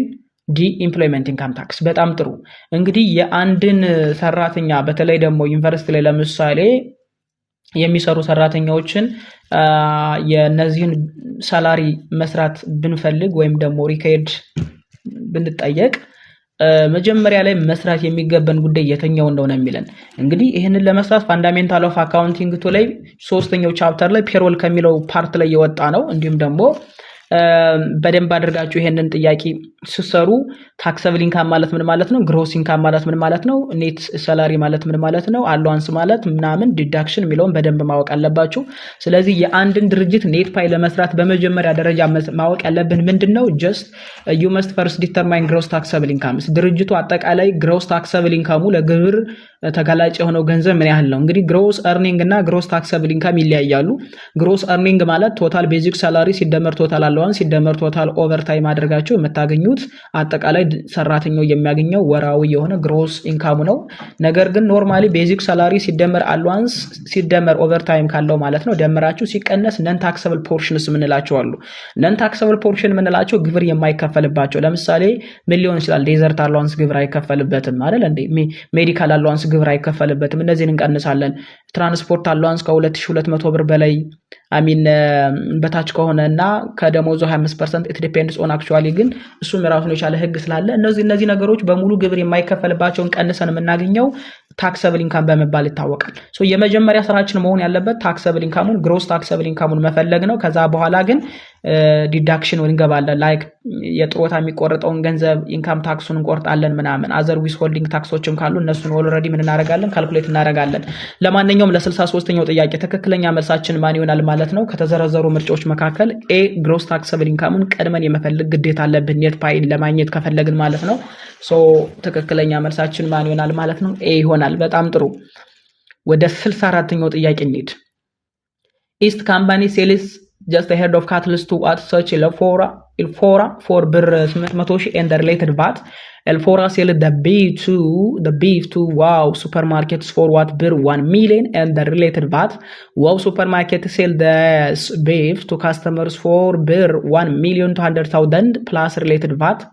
Assuming the VAT is 50% on all sales, what is the net cash outlay that is the company incurs related to what the VAT ነው የሚለን። እንግዲህ 64ኛውን ጥያቄ ለመስራት ምርጫዎች አሉ። ኤ 180 ሺህ ብር፣ ቢ 150 ሺህ ብር፣ ሲ 450 ሺህ ብር፣ ዲ 120 ሺህ ብር። በጣም ጥሩ። ይህንን ለመስራት እንግዲህ ፐብሊክ ፋይናንስ ኤንድ ታክሴሽን ላይ ስለ ቫት የተማራችሁትን በደንብ ማስታወስ አለባችሁ። እንዳጋጣሚ ኢትዮጵያ ውስጥ የምንጠቀመው የቫት ሬት 15% ኮንስታንት ነው። ስለዚህ ምንድነው የምናደርገው? ይሄ ኢስት ካምፓኒ የሚባለው አጠቃላይ እንግዲህ የሸጠው ምን አለ ወደ 800 ሺህ የሚጠጋ ብር የሚያወጡ ማለት ነው ሽያጭ ተደርጓል። ሶ ይሄ ሽያጭ እንግዲህ ሙሉ በሙሉ በሚባል ደረጃ ቫት ይከፍላል። ይሄ ሻጩ ቫት ይከፍላል ግዴታ ስለሆነ ማለት ነው። ሶ 800 ሺህ ሲባዛ በ15% ስታደርጉት 120 ሺህ ብር ቫት ለመንግስት መክፈል አለበት። እንደገና ደግሞ ኢስት ካምፓኒ አሁን ኦልሬዲ ይሄንን ደማምሮ ምናምን ኦልሬዲ ማለት ነው ለከተሸጠ በኋላ ሁለተኛው ድርጅት እንደገና ኤልፎራ የሚባለው ድርጅት ደግሞ ለዋው ሱፐርማርኬት ወደ 1 ሚሊዮን የሚጠጋ ማለት ነው በ1 ሚሊዮን ብር እንደገና ሽጦለት እና እዚሁ ሲሸጥ ግን ቫትንም ጨምሮ ነው የሸጠው ይላል። ቫትንም አብሮ አጠቃሎ ነው። ያ ማለት ኢስት ካምፓኒ does not pay VAT on subsequent sales by ኤልፎራ or what wow supermarkets ምንም ጥያቄ የለው። ሻጮች ገንዘቡን ደምረው ቢሸጡም እንኳን መጨረሻ ላይ ቫትን ሊከፍለው የሚችለው ማን ነው ከተባለ የመጨረሻው ካስተመር ነው። ኦኬ ስለዚህ ኦልሬዲ ፔድ የተደረገና ኮሌክትድ ባይ ደም ነው በእነሱ ኮሌክት ይደረጋል። የመጨረሻው ካስተመር ይከፍላል። ስለዚህ ኢስት አፍሪካ ኔት ካሽ አውትላዩ ምንድነው መሆን ያለበት ከተባለ 120 ሺህ ብር ነው። ይህ 120 ሺህ ብር ጨምሮ ዋጋውን የቫቱንም ጨምሮ ለመንግስት ስለሚከፍል እሱ ምን ያደርጋል? ጨምሮ ይሸጣል። እንደገና ኤልፎራ ደግሞ ይሄንን ቫት ጨምሮ ለዋው ሱፐርማርኬት ይሸጣል። ዋው ሱፐርማርኬት የመጨረሻው ከካስተመር የሚሰበስበው ማን ነው ከተባለ ዋው ሱፐርማርኬት ነው። ከካስተመር ይሰበስብና ምን ያደርጋል? ገንዘቡን ይዛል። ስለዚህ ከተዘረዘሩ ምርጫዎች መካከል ኔት ካሽ አውትላይ ዳት ኢስት ካምፓኒ ኢንከርስ ሪሌትድ ቱ ዘ ቫት ምን ያህል ነው ከተባለ 120 ሺህ ብር ነው። ያ ማለት ግን ይሄ ድርጅት 120 ሺህ ብር ሙሉ በሙሉ ከፍሎ ይቀራል ማለት አይደለም። ኦልሬዲ የከፈለውን ገንዘብ ከነዚህ ይሰበስባል። ከማንና ከማን? ለኤልፎራ ነው የሸጠው። ደን ከኤልፎራ ይቀበላል። እንደገና ደግሞ ኤልፎራ ከማን ይቀበላል? ከዋው ሱፐርማርኬት ይቀበላል። ዋው ሱፐርማርኬት ደግሞ ከካስተመር ገንዘቡን ይሰበስባል። ስለዚህ ለመጨረሻ ጊዜ ቫትን የሚከፍለው ማን ይሆናል ማለት ነው? ካስተመር ይሆናል። ለማንኛውም ለ64ኛው ጥያቄ ትክክለኛ መልሳችን ማን ይሆናል ማለት ነው? ጀስት እዚህ ከተዘረዘሩ ምርጫዎች መካከል ዲ 120 ሺህ የዚህ ድርጅት የኢስት ካምፓኒ ኔት ካሽ አውት ላይ ነው የሚለውን በደንብ አድርገን መረዳት አለብን። ሶ ዲ ብለን ጥያቄውን እንሰራለን። በጣም ጥሩ። ወደ 65ኛው ጥያቄ እንሂድ። The cost of activity related to what a group of units of a product or service rather than each individual units of product or service is A. Facility sustaining cost, B. Batch level cost, C. Product or service sustaining cost, ዲ አውትፑት ዩኒት ሌቭል ኮስት ይላል። እንግዲህ ይሄኛው ጥያቄ ቀጥታ ከኮስት ኤንድ ማኔጅመንት አካውንቲንግ ዋን ጋር የሚገናኝ ነው። ስለዚህ አንድ ድርጅት በተለይ ደግሞ ስለ ኮስቶች ስናወራ፣ ስለ ግሩፕ ኦፍ ዩኒትስ ኦፍ ዋት የፕሮዳክት ኦር ሰርቪስ ስናወራ ተመሳሳይ የሆኑ ፕሮዳክቶችን ዊዝን ግሩፕ ካየናቸው ምን በመባል ይታወቃሉ? ባች ሌቭል ኮስት በመባል ይታወቃሉ። ስለዚህ ባች ሌቭል ኮስት ምንላቸው ጀስት ኢንከር የምናደርገው ፎር ግሩፕ ኦር ባች ኦፍ ዩኒትስ ተመሳሳይነት ያላቸው ተመሳሳይ ወጪ የወጣባቸው ከሆነ ጀስት በየባቹ ወጪ ካወጣን ዋሪኮሊት ባች ሌቭል ኮስት በመባል ይታወቃል። ለእያንዳንዱ ኢንዲቪዥዋል እዚህ ጋር እናወጣም ማለት ነው። ሶ ትክክለኛ መልሳችን ለ65ኛው ጥያቄ ቢ በመሆን በማለት መስራት እንችላለን። መልካም ወደ 66ኛው ጥያቄ እንሂድ። if a company has an operating cycle of 120 days, a payable deferral period of 60 days, a receivable collection period of 30 days, the company inventory conversion period is ይላል። ኤ 30 ቀን፣ ቢ 60 ቀናት፣ ሲ 90 ቀናት፣ ዲ 120 ቀናት ይላል። በጣም ጥሩ። 66ኛውን ጥያቄ ለመስራት እንግዲህ ይህ ድርጅት ኦፕሬቲንግ ሳይክሉ 120 ቀን ነው። ኦኬ 120 ቀን ነው ኦፕሬቲንግ ሳይክሉ። እንዲሁም ደግሞ ፔብል ዲፈራል ፔሪዮዱ ደግሞ ምን ያህል ነው? የመክፈያው ደግሞ 60 ቀናት አለበት። ሪሲቨብልን ኮሌክት የማድረግ ደግሞ 30 ቀን 30 እና 60 ሁለቶችን ትወስዳላችሁ። በደንብ አድርገን እናያለን። አሁን ካምፓኒ ኢንቨንተሪ ኮንቨርዥን ፔሪድ ምን ያህል ነው የተባላችሁት? ኢንቨንተሪውን ኮንቨርት የሚያደርግበት ወደ ጥሬ ገንዘብ የሚቀየርበት ገንዘብ የሚሰበሰብበት ፔሪዱ ቀናቶች ምን ያህል ነው? ኦፕሬቲንግ ሳይክል ማለት ኢንቨንተሪ ኮንቨርዥን ፔሪድ ሲደመር ሪሲቨብል ኮሌክሽን ፔሪድ ነው። ኦኬ የሁለቶቹ ድምር ነው ኦፕሬቲንግ ሳይክል ሰው ወደ ካምፓኒ የሚሰጣን። ይህ ድርጅት የነዚህ የሁለቶች ድምር አጠቃላይ ስንት ነው ተብለናል? 120 ቀናት ነው ተብለናል። 120 ቀናት እኩል ይሆናል ኢንቨንተሪ ኮንቨርዥን ፔሪድ ሲደመር 30 ቀናት 30 ቀናት የሪሲቨብል ኮሌክሽን ፔሪድ ነው ተብለናል። ፔብል ዲፌራል ፔሪድ ኦፍ 60 ቀንም ባይ ዲፎልት ይላል። ስለዚህ ኢንቨንተሪ ኮንቨርዥን ፔሪድ ለማግኘት ምንድነው የምታደርጉት? 120 ቀናት ሲቀነስ የሪሲቨብልን ኮሌክሽን ፔሪድ 30 ቀናት ስታደርጉት ስንት ይሆናል? 90 ቀናትን ይወስዳል። 90 ቀናትን ይወስዳል። ስለዚህ ይህ ድርጅት ኢንቨንተሪን ኮንቨርት በማድረግ ሂደት ውስጥ አጠቃላይ ይህንን ኢንቨንተሪ ወደ ጥሬ ገንዘብ ለመቀየር በሚያደርገው ሂደት ውስጥ 90 ቀናትን ምን ያደርግበታል? ይወስድበታል ማለት ነው። ሶ ኦፕሬቲንግ ሳይክሉ ላይ ኢንቨንተሪ ኮንቨርዥን ፔሪድ ማለት ኢንቨንተሪ ገዝቶ እንደገና መልሶ ሽጦ ወደ ገንዘብ ለመቀየር በሚደረግ ሂደት ውስጥ 90 ቀናትን ይወስዳል ማለት ነው። ይህንን አንደርስታንድ ማድረግ አለብን። ለማንኛውም ለ66ኛው ጥያቄ ትክክለኛ መልሳችን 90 ዴይስ የሚለው መልስ መሆን ይችላል። ዌል ወደ 67ኛው ጥያቄ እንሂድ። An audit engagement letter should not normally include which of the following matters at agreement between the auditors and the client. ከሚከተሉት መካከል በኦዲተሩና በክላይንቱ መካከል ባለው አግሪመንት መሰረት እዛ ሌተር ላይ እዛ ደብዳቤ ላይ መጠቃለል የሌለበት የትኛው ነው የሚለን? A the management and the auditor responsibility, B the entity management salary and their such triangle benefits, C the objective of the engagement, D the audit fees and billings ነው የሚለን። በጣም ጥሩ። 67ኛውን ጥያቄ በደንብ አድርጋችሁ ስትመለከቱት እንግዲህ ኦዲት ኢንጌጅመንት ሌተር ሲሰራ አንዳንድ የሚሰሩ አክቲቪቲዎች ኦብጀክቲቭ፣ ሪስፖንሲቢሊቲ፣ የኦዲተሩ ኃላፊነት፣ የድርጅቱ ኃላፊነት፣ የማኔጅመንቱ ኃላፊነት፣ ስኮፑ፣ ፍሪ አሬንጅመንቱ ምን እንደሚስል በግልጽ እዛ ደብዳቤ ላይ እዛ ሌተር ላይ መገለጽ አለበት። ግን ማካተት የሌለባቸው ነገሮች አሉ። ለምሳሌ ስለ ቢ ተመልከቱ። ኢንቲቲ ማኔጅመንት ሳላሪ ይላል። ስለ ድርጅቱ ማኔጅመንት ሳላሪ እና አንዳንድ ጥቅም ትራያንግል ቤኔፊትስ ምንላቸው አንዳንድ ጥቅማ ጥቅሞችን በተመለከተ እዛ ላይ ስፔሲፊክ የሆኑ ነገሮች ላይ ምናልባት ኦዲት ኢንጌጅመንት ሌተሩ ላይ ላይካተቱ ይችላሉ፣ አስፈላጊም አይደሉም። ሶ እነዚህ መውጣት አለባቸው። እነዚህ ጀስት ምንድን ናቸው? ኢንተርናል ክላይንት ማተሮች ናቸው። ከኦዲት አግሪመንት ጋር አይገናኙም። የድርጅቱ የውስጥ ጉዳዮች ናቸው፣ የራሱ ስራዎች ናቸው፣ የራሱ ጉዳዮች ናቸው እንጂ ከኦዲተር ጋር የሚገናኙ ጉዳዮች አይደሉም። ስለዚህ ለ67ኛው ጥያቄ ትክክለኛ መልሳችን ቢ ይሆናል ማለት ነው። ወይል ወደ 68ኛው ጥያቄ እንሂድ። XY the company is a furniture manufacturer that produces chairs and sells for $158 to customers ይላል. During 2017 ኮስት ፎር ሜኪንግ 1000 ቼርስ ዳይሬክት ማቴሪያል 50 ፐር ዩኒት አውጧል። ዳይሬክት ላበር 40 ብር ፐር ዩኒት አውጧል። ቫሪያብል ማኑፋክቸሪንግ ኦቨርሄድ 30 ብር ፐር ዩኒት አውጧል። ፊክስድ ማኑፋክቸሪንግ ኦቨርሄድ አጠቃላይ 40 ሺህ ብር አውጧል። አን አውትሳይድ ቬንደር ኦፈርስ ቱ ሰፕላይ ቼርስ አት ብር 150 ፐር ቼር ቤዝድ ኦን ዲስ ሹድ ኤክስ ዋይ ዜድ ሜክ ኦር ባይ ዘ ቼር ይላል። ኤ ኢንዲፈረንት፣ ቢ ሜክ ዘ ቼር፣ ሲ ኮስት ቫሊዩ ፕሮፊት አናሊሲስ፣ ዲ ባይ ዘ ቼርስ ይላል። በጣም ጥሩ። ይህ ጥያቄ እንግዲህ ከኮስት ኤንድ ማኔጅመንት አካውንቲንግ ቱ የወጣ ጥያቄ ነው። በተለይ ስለ ሜክ ኦር ባይ ዲሲሽን ስለመወሰን ስለ ሪሌቫንት እና ኢሪሌቫንት ዲሲሽን ውስጥ የሚወስደን ፓርት ነው። ኤክስ ዋይ ዜድ ካምፓኒ የምንለው እንግዲህ የተለያዩ ፈርኒቸሮችን ያመርታል የተባለው ሶ እንግዲህ እያመረተ የሚሸጠው አንዱን ቼር በ158 ብር ነው ለካስተመሮች። ግን በ2017 አጠቃላይ 1000 ቼሮችን ሜክ ለማድረግ ለእያንዳንዱ ዳይሬክት ማቴሪያል 50 ብር አውጧል። ለዳይሬክት ላበር 40 ብር አውጧል። ለማኑፋክቸሪንግ ኦቨርሄድ 30 ብር፣ ለቫሪያብል ደግሞ ለፊክስድ ደግሞ አጠቃላይ 40 ሺህ ብር አውጧል። ነገር ግን ሌላ አውትሳይድ ቬንደር ኦፈር ያደረገለት የተለያዩ ቼሮችን ሳፕላይ ለማድረግ እያንዳንዱን ቼር በ150 ብር ነው። ያ ማለት አስቡት፣ እሱ ለመስራት እንግዲህ የሚያወጣው ወጪ አለ። ሌላ ያለቀለት ፕሮዳክት ከሌላ ሳፕላየርስ ደግሞ ቢረከብ በእያንዳንዱ ቼር 150 ብር ነው የሚያወጣው እና ኤክስ ዋይ ዜድ ካምፓኒ ይህንን ወጪ እያወጣ ማምረት ይሻለዋል ወይስ ደግሞ ከሳፕላየሮቹ ምን ማድረግ ይሻለዋል መሰብሰብ ይሻለዋል የሚለውን ከግንዛቤ ውስጥ ማስገባት አለብን ማለት ነው። ስለዚህ ኤ ኢንዲፈረንት አለ፣ ቢ ሜክ ዘ ቼር አለ፣ ሲ ኮስት ቮሊዩም ፕሮፊት አናሊሲስ የሚል አለ፣ ዲ ሜክ ዘ ቼርስ አለ። ይህንን ለመስራት ዝም ብለን መወሰን ስለማንችል ምን ማድረግ አለብን? ዋጋውን በደንብ አድርገን መመልከት አለብን።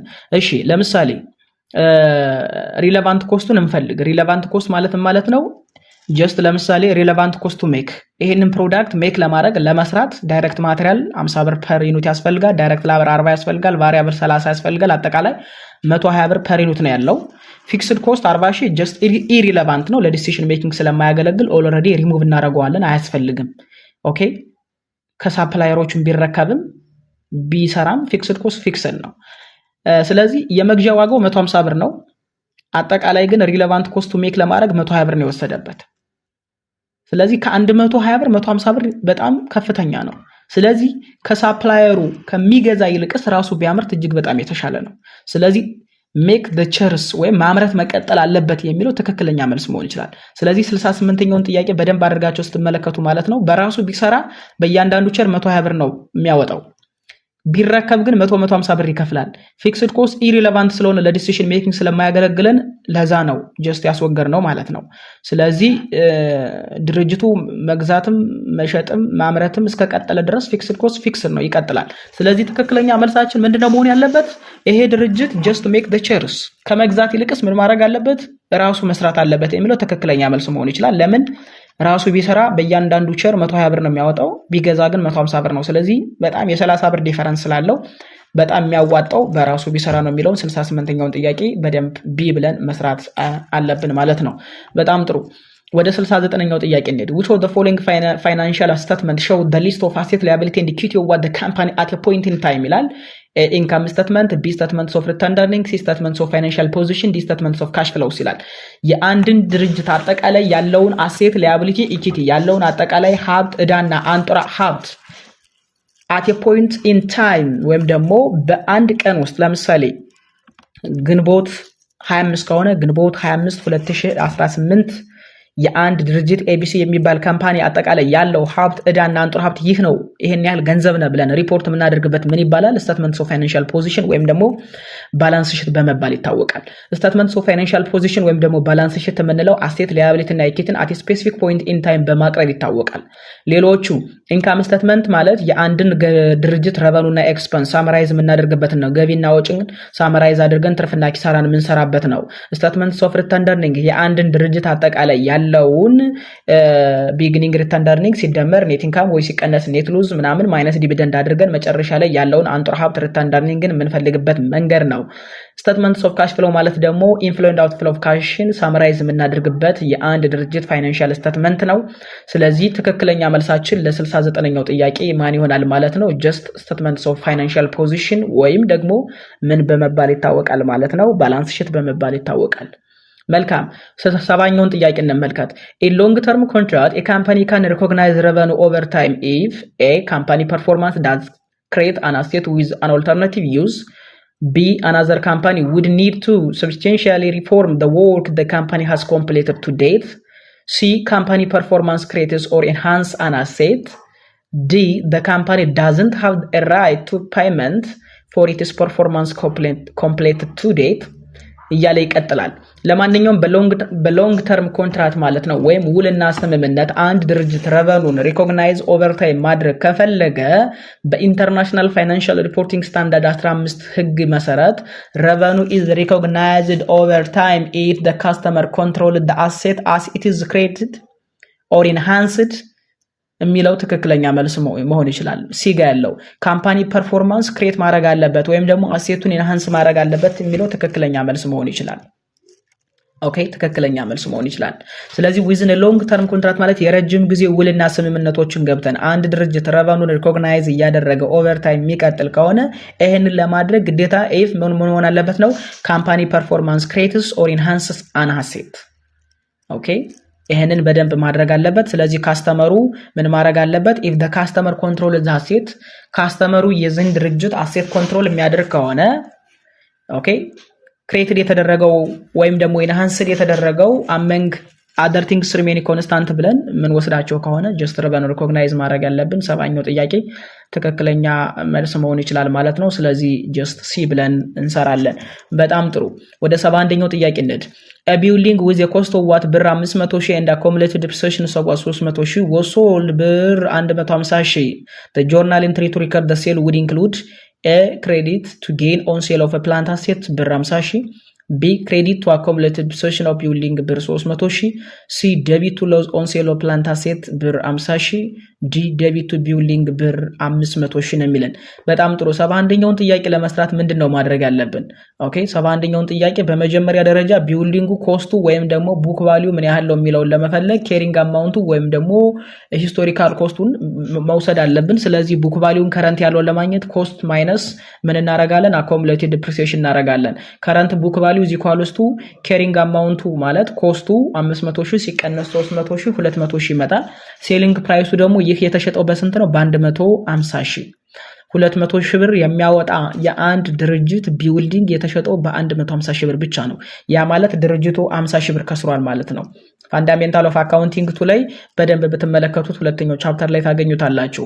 ስለዚህ ጆርናል ኢንትሪ ስንሰራ ምን አድርገን ነው የምንመዘግበው? አንደኛ ስለተሸጠ ካሽን በ150,000 ዴቢት እናረጋለን። ሁለተኛ አኮሙሌትድ ዲፕሪሲዬሽንን ምን እናረጋለን? ኦልሬዲ እንቀንሳለን በ300,000። ኦኬ ሌላ ሎዝ ስላለ 50,000 ሎዝ አለ አይደለ? ያ 50,000 ኪሳራ የከሰረ ደግሞ የሚጻፈው እንደምታውቁት በምን በኩል ነው? በዴቢት በኩል ነው። ስለዚህ ክሬዲት ደግሞ ምን እናረጋለን? 500,000 የቢልዲንግን ቫልዩ እንቀንሳለን። ስለዚህ እንደዚህ አድርገን መጨረሻ ላይ ምን ማድረግ እንችላለን? የድርጅቱን ባላንስ ዜሮ ማምጣት እንችላለን። እዚህ ጋር እንደምትመለከቱት አሁን ከዚህ በፊት የነበሩ መሰረታዊ የሚባሉ ካሽን ለምሳሌ ዴቢት ማድረግ ስንል ኦልሬዲ ስለሸጠ ነው ዴቢት ያደረግነው። ኦኬ እንደገና አኮሙሌቲቭ ዲፕሪሲዬሽን ኖርማል ባላንሱ ክሬዲት ነበር። አሁን ግን ኦልሬዲ ድርጅቱ ይሄንን ቢልዲንግ ስለሸጠ ምን ማድረግ አለበት? ይሄኛውን ዴቢት አድርጎ ዜሮ ማምጣት አለበት ባላንሱን። ድርጅቱ 50,000 ብር ስለከሰረ ሎዝ ደግሞ የሚጻፈው ዴቢት ላይ ነው። ሶ ዴቢትን ምን አደረግን? በ50,000 ሎዝን ጻፍን ማለት ነው። እዚህ ጋር ቢልዲንግ ደግሞ ሙሉ በሙሉ ስለተሸጠ ምን መሆን አለበት? ክሬዲት መደረግ አለበት። ስለዚህ ትክክለኛ መልሳችን ለ71ኛው ጥያቄ ይህ ድርጅት 500,000 ብር የሚያወጣ ቢልዲንግ አኮሙሌትድ ዲፕሪሲዬሽን 300 ያለው በ150,000 ብር ብቻ ከሸጠ ድርጅቱ ባይ ዲፎልት ስለሚከስር ምን ብለን እንመዘግበዋለን ማለት ነው? ጀስት ዴቢት ቱ ሎዝ ኦን ሴል ኦፍ ፕላንት አሴት 50,000 የሚለው ትክክለኛ መልስ መሆን ይችላል። እዚህ ጋር ጌን ይላል ስህተት ነው። እዚህ ጋር ቢጋ ያለው ደግሞ አኮሙሌትድ ዲፕሪሲዬሽን ክሬዲት መሆን ያለበት የሚለው ስህተት ነው። ዲጋ ያለው ቢልዲንግ 500 ይችላል ስህተት ነው። ስለዚህ ትክክለኛ መልሳችን 71ኛው ጥያቄ ማን ይሆናል ማለት ነው? ቢ ይሆናል ማለት ነው። መልካም ሲ ይሆናል። ሲ ይሆናል። ሲ ትክክለኛ መልስ መሆን ይችላል ማለት ነው። 72ኛ ጥያቄ the term cost allocation in a manufacturing company implies the process allocating A. conversion cost to cost object, B. direct cost to cost object, C. indirect cost to cost object, D. period cost to cost object ይላል። the term cost allocation in a manufacturing company ማለት ምን ማለት ነው? በተለይ ደግሞ process of allocating ስንጠቀም cost allocation ማለት እንግዲህ manufacturing overhead ኮስትን ወይም ደግሞ indirect ኮስትን ማከፋፈል ማለት ነው። ስለዚህ ከተዘረዘሩ ምርጫዎች መካከል እንግዲህ በደንብ አድርጎ ሊገልጽልን የሚችለው cost allocation ማለት ምን ማለት ነው? just assigning or allocating such indirect manufacturing overhead cost of the company ማለት ነው። የአንድን ድርጅት manufacturing overhead cost ወይም ደግሞ indirect ኮስቶችን ላይክ እንደ ፋክተሪ፣ ረንት እና ዩቲሊቲ ያሉ ወጪዎችን ሙሉ በሙሉ በሚባል ደረጃ ለኮስት ኦብጀክቲቭ ምን ማድረግ ነው አሎኬት የማድረግ ሂደት ምን በመባል ይታወቃል? ኮስት አሎኬሽን በመባል ይታወቃል። ኮስት አሎኬሽን ሊደረጉ የሚችሉ የአንድ ድርጅት ወጪዎች ማኑፋክቸሪንግ ኦቨርሄድ ኮስት ወይም ደግሞ ኢንዳይሬክት ላበር እና ኢንዳይሬክት ማቴሪያል የሁለቶች ድምር ማኑፋክቸሪንግ ኦቨርሄድ ኮስት በመባል ይታወቃል። ስለዚህ በቀላሉ ትሬስ ሊደረጉ ስለማይችሉ ኢኮኖሚካሊ ፊዚብል ስላልሆኑ ኮንቪኒየንት ስላልሆኑ እንደ ዳይሬክት ኮስት ማለት ነው አሎኬት በማከፋፈል እንሰራለን። ስለዚህ ኮስት አሎኬሽን ማለት ጀስት ምንድነው አሎኬቲንግ ኢንዳይሬክት ኮስት ዋት ኮስት ኦብጀክቲቭስ የሚለው ሲጋ ያለው ምርጫ ትክክለኛ መልስ መሆን ጀስት ይችላል ማለት ነው። ሶ ትክክለኛ መልሳችን ለ72ኛው ጥያቄ ማን ይሆናል ማለት ነው? ሲ ኢንዳይሬክት ኮስት ኮስት ኦብጀክት ማለት አሎኬሽን ነው። ሌላው ግን ለምሳሌ ዳይሬክት ማቴሪያል እና ዳይሬክት ላበር ኮስት በሌላ አገላለጽ ዳይሬክት ኮስትን ምንድነው የምናደርገው? አሎኬት ሳይሆን ትሬስ ነው የምናደርጋቸው። ኮስት አሳይመንት በሁለት ይከፈላል፣ ኮስት ትሬሲንግ እና ኮስት አሎኬሽን ተብሎ። ኮስት አሎኬሽን ኢንዳይሬክት ኮስቶችን አሎኬት የምናደርግበት መንገድ ሲሆን ኮስት ትሬሲንግ ደግሞ ዳይሬክት ኮስቶችን፣ ምክንያቱም ዳይሬክት ኮስት በቀላሉ ዳይሬክት ላበር ኮስት፣ ዳይሬክት ማቴሪያል ኮስት የምንላቸው በቀላሉ ይታወቃሉ፣ ኢኮኖሚካሊ ፊዚብል ናቸው፣ ኮንቪኒየንት ናቸው። ሶ በቀላሉ ትሬስ ማድረግ ስለምንችል ጀስት ትሬሲንግ እንጠቀማለን ማለት ነው። ኮንቨርዥን ኮስት የሚላለ ያው ኮንቨርዥን ኮስት እንደምታውቁ ዳይሬክት ላበር ሲደመር ማኑፋክቸሪንግ ኦቨርሄድ ኮስት ነው። ሶ ዳይሬክት ላበር ኮስት አሎኬት ስለማይደረግ መልስ ሊሆን አይችልም። ዳይሬክት ኮስት ይላል። ዳይሬክት ኮስት ቅድም እንደነገርኳቸው ትሬስ ሊደረግ የሚችል እንጂ አሎኬት የሚደረግ አይደለም። ዲ ፔሪድ ኮስት ይላል። ፔሪድ ኮስት የምንላቸው ሰች ማኑፋክቸሪንግ ኦቨርሄድ ኮስት የምንላቸው አሉ። አንዳንድ ፔሪድ ኮስት ማለት ድርጅቱ ያወጣው ወጪ ቀጥታ እንደ ኤክስፐንስ የሚቆጠሩ ለምሳሌ እንደ ሴሊንግ እንደ አድሚኒስትሬቲቭ ኤክስፐንስ ያሉት ፔሪድ ኮስት በመባል ይታወቃሉ። ሶ ለማንኛውም ለ72ኛው ጥያቄ ትክክለኛ መልሳችን ሲ ይሆናል። በጣም ጥሩ። ወደ 73ኛው ጥያቄ እንሂድ። The asset valuation approach which indicates value by comparing the asset with identical or what comparable assets for which price information is available is ኤ ማርኬት አፕሮች፣ ቢ ኮስት አፕሮች፣ ሲ ኢንካም አፕሮች፣ ዲ ረቨኑ አፕሮችስ በመባል ይታወቃሉ። እዚህ የተዘረዘሩ ምርጫዎች ላይ አንድ ድርጅት እንግዲህ አሴት ቫሉዌሽን አፕሮች ተጠቅመው እንግዲህ በተለይ የድርጅቱን አሴት ዊዝ አይደንቲካል ወይም ደግሞ ኮምፓረብል አሴቶችን ጋር ፕራይስ ዲተርማይን ለማድረግ ወይም ደግሞ አቬሌብል ፕራይስ ካላቸው ጋር ቢፈልግ ምን ይባላል? ይሄኛው ኢንተርሚዲየት አካውንቲንግ ላይ የምታገኙት ጥያቄ ነው። እንግዲህ ሌቭል 1 ሌቭል 2 ሌቭል 3 ያለ ምን ጠቅሳቸው ስቴፖች አሉ። ከነዛ መካከል እንግዲህ የተጠየቃችሁት እናንተ አሴት ቫሉዌሽን አፕሮች መጠቀም ፈልጋችሁና የእናንተን አሴት ገበያ ላይ ካሉ ተመሳሳይ ከሆኑ ፕሮዳክቶች ጋር መረጃ መውሰድ ብትፈልጉ ይሄ የምትጠቀሙት አፕሮች ምን በመባል ይታወቃል የተባላችሁት እንግዲህ ማርኬት አፕሮች በመባል ይታወቃል። ማርኬት አፕሮች ማለት ምን ማለት ነው? ፕራይስ ተጠቀሙ አክቹዋል ማርኬት ትራንዛክሽን ገበያ ላይ ያለውን ትክክለኛ ዋጋ ከናንተ ጋር ሊመሳሰል የሚችሉ አይደንቲካል እና ሲሚላር አሴቶችን በምን ያህል ዋጋ ነው ገበያ ላይ የሚሸጡ የሚለውን ከለያችሁ በኋላ የናንተንም አሴት በዛ መንገድ ቫልዩ ማውጣት ትችላላችሁ። ስለዚህ ትክክለኛ መልሳችን ኤ ማርኬት አፕሮች የሚለው ነው። ሌሎቹ ግን ለምሳሌ ቢ ኮስት አፕሮች ይላል። ኮስት አፕሮች ቤዝድ ኦን ዘ ኮስት ቱ ሪፕሌስ ኦር ሪፕሮዲዩስ ኢት ይሄንን አሴት ወይም ደግሞ ፕሮዳክት ሪፕሌስ ለማድረግ ወይም ደግሞ ሪፕሮዲዩስ ለማድረግ በምንሄድበት መንገድ ዲፕሪሲዬሽንን ቀንሰን ምንጠቀም ከሆነ ምን ይባላል? ኮስት አፕሮችስ በመባል ይታወቃል። ምንም አይነት ማርኬት ፕራይስ ኦፍ ኮምፓራብል አሴቶችን አይጠቀምም።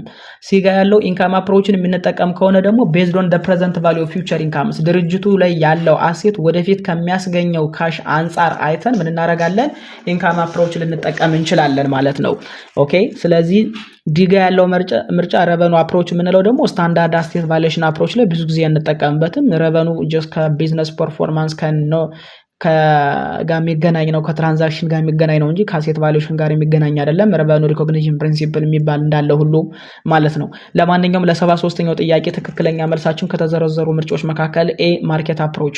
ማርኬት አፕሮች ምንድነው? የእናንተን አሴት መሸጥ ፈልጋችሁ ነገር ግን ትክክለኛ ዋጋውን ማወቅ ከፈለጋችሁ ገበያ ላይ ካሉ ተመሳሳይ ከሚባሉ ፕሮዳክቶችና አሴቶች ጋር ሄዳችሁ ዋጋውን አይታችሁ ትክክለኛ ዋጋውን የምታምኑ ከሆነ ቫሉዌሽን የምትሰሩለት ከሆነ ማርኬት አፕሮች ነው የምትከተሉ ማለት ነው። ለማንኛውም ለ73ኛው ጥያቄ ትክክለኛ መልሳችን ኤ ይሆናል ማለት ነው። በጣም ጥሩ። ወደ 74ኛው ጥያቄ እንሂድ። አሲሜትሪክ ኢንፎርሜሽን ኢዝ ክሬትድ ዌን ኤ ኖ ኢንፎርሜሽን ኢዝ ሪኳየርድ ቱ ሜክ አኩሬት ዲሲዥን፣ ቢ one party has enough information than the other party to make accurate decisions, C two parties have enough information to make accurate decisions, D two parties do not have enough information to make accurate decisions። እንግዲህ asymmetric information ማለት ምን ማለት ነው? asymmetric information መቼ ነው ክሬት የሚደረገው የሚለውን ማወቅ አለብን። asymmetric information ማለት እንግዲህ የመረጃ ክፍተት የመረጃ መዛባት እንደማለት ነው። so asymmetric information ኦከር የሚያደርገው አንድ ድርጅት ስለ አንድ ትራንዛክሽን በቂ የሆነ መረጃ ኖሮት ሌላው ድርጅት ግን ሳይኖረው ሲቀር asymmetric information ወይም ደግሞ ኢንፎርሜሽን ጋፕ ተፈጥሯል ተብሎ ይታሰባል። ስለዚህ በዚህ ሂደት ዲሲዥን ሜኪንግ ላይ ውሳኔ ስንወስን ስህተት ይመጣብናል፣ ኢምባላንስ ያደርግብናል። ይሄንን ከግንዛቤ ውስጥ ማስገባት አለብን። ስለዚህ አንሲሜትሪክ ኢንፎርሜሽን ወይም ደግሞ የመረጃ ክፍተትና ጋፕ የሚፈጠረው መቼ ነው? ሁለቱ ለምሳሌ ባየርስ ኤንድ ሴለርስ ወይም ደግሞ ውሳኔ የሚወስኑ አካላት በሰዓቱ ተመሳሳይ የሆነ መረጃ የማያገኙ ከሆነ በቂ የሆነና ትክክለኛ መረጃ የማይወስዱ ከሆነ የሚለውን ከግምት ውስጥ ማስገባት አለብን። ይህንን እንዲገልጽልን የሚችለው ምርጫ የትኛው ነው? ቢ ነው። ቢ ምንድነው የሚለው? one party has enough information አንዱ ድርጅት በቂ የሆነ መረጃ አለው፣ አንዱ ድርጅት ግን ምንም አይነት መረጃ የለውም። በዚህ ሰዓት የሚወሰኑ ውሳኔዎች ላይ አንዱ ትክክለኛ ውሳኔ ይወስናል፣ አንዱ ደግሞ የተሳሳተ ውሳኔ ይወስናል። ስለዚህ ሁሉም ሰው ትክክለኛ መረጃ ካለው ትክክለኛ ውሳኔ ይወስናል። ትክክለኛ መረጃ የሌለው ሰው ግን የተሳሳተ ውሳኔ ይወስናል። ስለዚህ ቢ ትክክለኛ መልስ መሆን ይችላል ማለት ነው። በጣም ጥሩ። ወደ 75ኛው ጥያቄ እንሂድ። which of the following manufacturing company use a job order costing method? ከሚከተሉት መካከል የትኛው ማኑፋክቸሪንግ ካምፓኒ ነው job order costing method የሚጠቀመው? A cement production by national cement company, B beverage production by Pepsi company, C advertising industry, D oil refining by Shell oil። 75ኛው ጥያቄ እንግዲህ ከኮስት ኤንድ ማኔጅመንት አካውንቲንግ ዋን የወጣ ጥያቄ ነው። በተለይ ስለ ጆብ ኦርደሪንግ ኮስቲንግ ሲስተም እና ስለ ፕሮሰስ ኮስቲንግ ሲስተም ልዩነት ብትጠየቁ በየአመቱ አንዳንድ ጥያቄዎች ይወጣሉ። ልዩነታቸውን ማወቅ አለባችሁ። ጆብ ኦርደር ኮስቲንግ ሲስተም ማለት ምን ማለት ነው? በካስተመር ትዕዛዝ የሚመረቱ ፕሮዳክቶችን ለነሱ የወጣውን ወጪ ካልኩሌት ለማድረግ የምንጠቀመው ጆብ ኦርደር ኮስቲንግ ሲስተም ይባላል። ፕሮሰስ ኮስቲንግ ሲስተምስ የምንላቸው ደግሞ ማስ ፕሮዳክሽን ውስጥ ያሉ ሆሞጂነስ የሆኑ ፕሮዳክቶችን የምናመርት ከሆነና በቁጥር ብቻ አይደለም በብዛት የምናመርት ከሆነ አይደንቲካል ፕሮዳክቶች ከሆኑ ያለ ካስተመር ትዕዛዝ የሚመረቱ ፕሮዳክቶች የነሱ የወጣውን ወጪ ካልኩሌት ለማድረግ የምንጠቀመው የኮስቲንግ ሲስተም ፕሮሰስ ኮስቲንግ ሲስተም በመባል ይታወቃል። ኦኬ ፕሮሰስ ኮስቲንግ ሲስተም በመባል ይታወቃል። ስለዚህ እዚህ ከተዘረዘሩ ጥያቄዎች መካከል ለእናንተ የተሰጣችሁ ጆብ ኦርደር ኮስቲንግ ሲስተም ኤግዛምፕል የሆነው የትኛው ነው የተባላችሁት? ስለዚህ ለምሳሌ ኤንም ቢንም ሲንም ዲንም ተመልከቱ። ሲመንት ፕሮዳክሽን ለምሳሌ ምንድነው? ማስ ፕሮዳክሽን ነው አይደለ? ለምሳሌ ሲሚንቶ የሚያመርት ድርጅት በጣም ብዙ ሲሚንቶችን በሺዎች በመቶ ሺዎች የሚቆጠሩ ኩንታሎችን ያመርታል። ለየከሌ ተብሎ አይደለም የሚመረተው። ስለዚህ ፕሮሰስ ኮስቲንግ ሲስተም ይጠቀማል። በቤቨሬጅ ላይ የሚሰሩ ድርጅቶች ለምሳሌ ፔፕሲ ካምፓኒ ኮካኮላ ፔፕሲ ሲያመርት ሙሉ በሙሉ ለየከሌ ለአፍሪካ ለኢትዮጵያ ለአሜሪካ ተብሎ አይደለም የሚመረተው፣ ለመላው ዓለም ይመረታል። ይሄን ፕሮሰስ ኮስቲንግ ሲስተም ይጠቀማል። ምክንያቱም እያንዳንዱ የሚመረቱ ዩኒቶች ተመሳሳይና አይደንቲካል ስለሆኑ። አድቨርታይዚንግ ኢንዱስትሪን በተመለከተ ግን ጆብ ኦርደር ኮስቲንግ ሲስተምን መጠቀም እንችላለን። ለምን? አድቨርታይዚንግ ካምፓኒ ኢት ዲፔንድስ ኦን ዋት አድቨርት እንደሚደረግበት አላማና አድቨርት የሚያደርገው ድርጅትና ያኛው ሁለቱ ተስማምተው ዋጋ ነው የሚያወጡለት። ስለዚህ ኢት ዲፔንድስ ኦን ዋት ኢንዲቪጁዋልስ ኦር ካስተመር ፕሪፈረንስ ስለሆነ ሲ መሆን ይችላል። ዲ ኦይልም በተመሳሳይ ፕሮሰስ ኮስቲንግ ሲስተምን ይጠቀማል። ለማንኛውም ለ75ኛው ጥያቄ ትክክለኛ መልሳችን ማን ይሆናል ማለት ነው? ጀስት ሲ ይሆናል። ጆብ ኦርደር ኮስቲንግ ሲስተም ካስተማይዝድ ለሆኑ ዩኒክ ለሆኑ ፕሮዳክቶች እንጠቀማለን። ፕሮሰስ ኮስቲንግ ሲስተም ደግሞ ኮንቲኔንስ ለሆኑ ሆሞጂነስ ፕሮዳክት ለሆኑ እንጠቀማለን። ስለዚህ ለ75ኛው ጥያቄ ትክክለኛ መልሳችን ሲ አድቨርታይዚንግ ኢንዱስትሪ የሚለው መልስ መሆን ይችላል ማለት ነው። መልካም ወደ 76ኛው ጥያቄ እንሂድ። ኢንካም ኦር ጌን ኦን ዲስኮንቲኒድ ኦፕሬሽን አር ሪፖርትድ ኤ ጀስት ቢሎ ኔት ኢንካም፣ ቢ ኔት ሪፖርትድ አት ኦል፣ ሲ ጀስት አበብ ኢንካም ፍሮም ኮንቲኒንግ ኦፕሬሽን፣ ዲ ጀስት ቢሎ ኢንካም ፍሮም ኮንቲኒንግ ኦፕሬሽን። ይህንን ጥያቄ ለመስራት እንግዲህ መረዳት ያለባችሁ መሰረታዊ ነገር አለ። ኢንካም ኦር ጌን ኦን ዲስኮንቲኒድ ኦፕሬሽንስ አር ሪፖርትድ ነው የሚለን። እንደ ምንድነው መቆጠር ያለበት? ይህንን ለመስራት እንግዲህ ኢንተርናሽናል ፋይናንሻል ሪፖርቲንግ ስታንዳርድ እና ጀነራል አክሰፕትድ አካውንቲንግ ፕሪንሲፕል ጋፕ የምንላቸው ሁለት መሰረታዊ ነገሮች ስለ ዲስኮንቲኒድ ኦፕሬሽንስ ያወራሉ። ምንድነው የሚሉት? ዲስኮንቲኒድ ኦፕሬሽንስ ሪፖርትድ ሰፓሬትሊ ቢሎ ኢንካም ፍሮም ኮንቲኒንግ ኦፕሬሽንስ በት ከኔት ኢንካም በላይ መሆን አለበት ይላል። ሚንስ ጀስት ቢሎ ኢንካም ፍሮም ኮንቲኒንግ ኦፕሬሽንስ። ኮንቲኒንግ ኦፕሬሽን እና ዲስኮንቲኒድ ኦፕሬሽን ጀስት ሊቀጥሉ ይችላሉ፣ ላይቀጥሉም ይችላሉ። ግን ኢንካም ኦር ጌን ኦን ዲስኮንቲኒድ ኦፕሬሽን ግን ሪፖርት መደረግ ያለበት በተቻለ አቅም ሰፓሬትሊ ቢለው ሰፓሬትሊ ፍሮም ኢንካም ፍሮም ኮንቲኒንግ ኦፕሬሽን መሆን አለበት ነው የሚለው። ሶ ትክክለኛ መልሳችን ማን ነው ታዲያ? ዲ ነው። ምንድነው የሚለው? ጀስት ቢሎ ኢንካም ፍሮም ኮንቲኒንግ ኦፕሬሽንስ። ኦኬ ዲስኮንቲኒድ የሆነ ኦፕሬሽን ካለ የተቋረጠ ካለ ያልቀጠለ ስራና አክቲቪቲ ካለ በተቻለ አቅም ከዚህ የሚገኘው ኢንካም እና ጌን ኦን ዲስኮንቲኒድ ኦፕሬሽን ማለት ነው ጀስት ዲ የሚል ትክክለኛ መልስ መሆን ይችላል። ሶ ለማንኛውም ለ76ኛው ጥያቄ ትክክለኛ መልሳችን 76ኛው ጥያቄ ማለት ነው ዲ ነው የሚለውን ከግንዛቤ ውስጥ ማስገባት አለብን። በደንብ መረዳት ጀስት አለብን ማለት ነው። ይሄንን በደንብ ጀስት ማወቅ አለብን። መልካም ወደ 77ኛው ጥያቄ እንሂድ። revenue from an insurance contract is recognized at the time ይላል። ኦኬ revenue from an insurance contract is recognized at the time A insurance premium is received, B insurance service is provided, C cash is paid, ዲ ኢንሹራንስ ኮንትራክት ኢዝ ሳይንድ ይላል። እንግዲህ ረቨኑ ፍሮም አን ኢንሹራንስ ኮንትራክትን በተመለከተ ከኢንሹራንስ ወይም ከመድን አገልግሎት የሚገኝ ክፍያ ወይም ገንዘብን በተመለከተ ገቢ ተብሎ ሪኮግናይዝ መደረግ ያለበት መቼ ነው? ኢንሹራንስ ሰርቪስ ፕሮቫይደር ሲደረግ ብቻ ነው።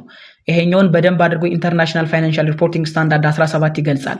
ረቨኑ ፍሮም ኢንሹራንስ ኮንትራክት ላይ ሪኮግናይዝ መደረግ ያለበት ኢንሹራንስ ሰርቪስ ፕሮቫይደር ከተደረገ በኋላ ነው ኦቨር ደ ከቨሬጅ ፔሪድ። ከዛ ውጭ ግን ካሽ ስለተቀበለ ብቻ ወይም ደግሞ አግሪመንቱ ስለተፈረመ ብቻ ረቨኑ ፍሮም ኢንሹራንስ አክቲቪቲ ተብሎ መመዝገብ የለበትም።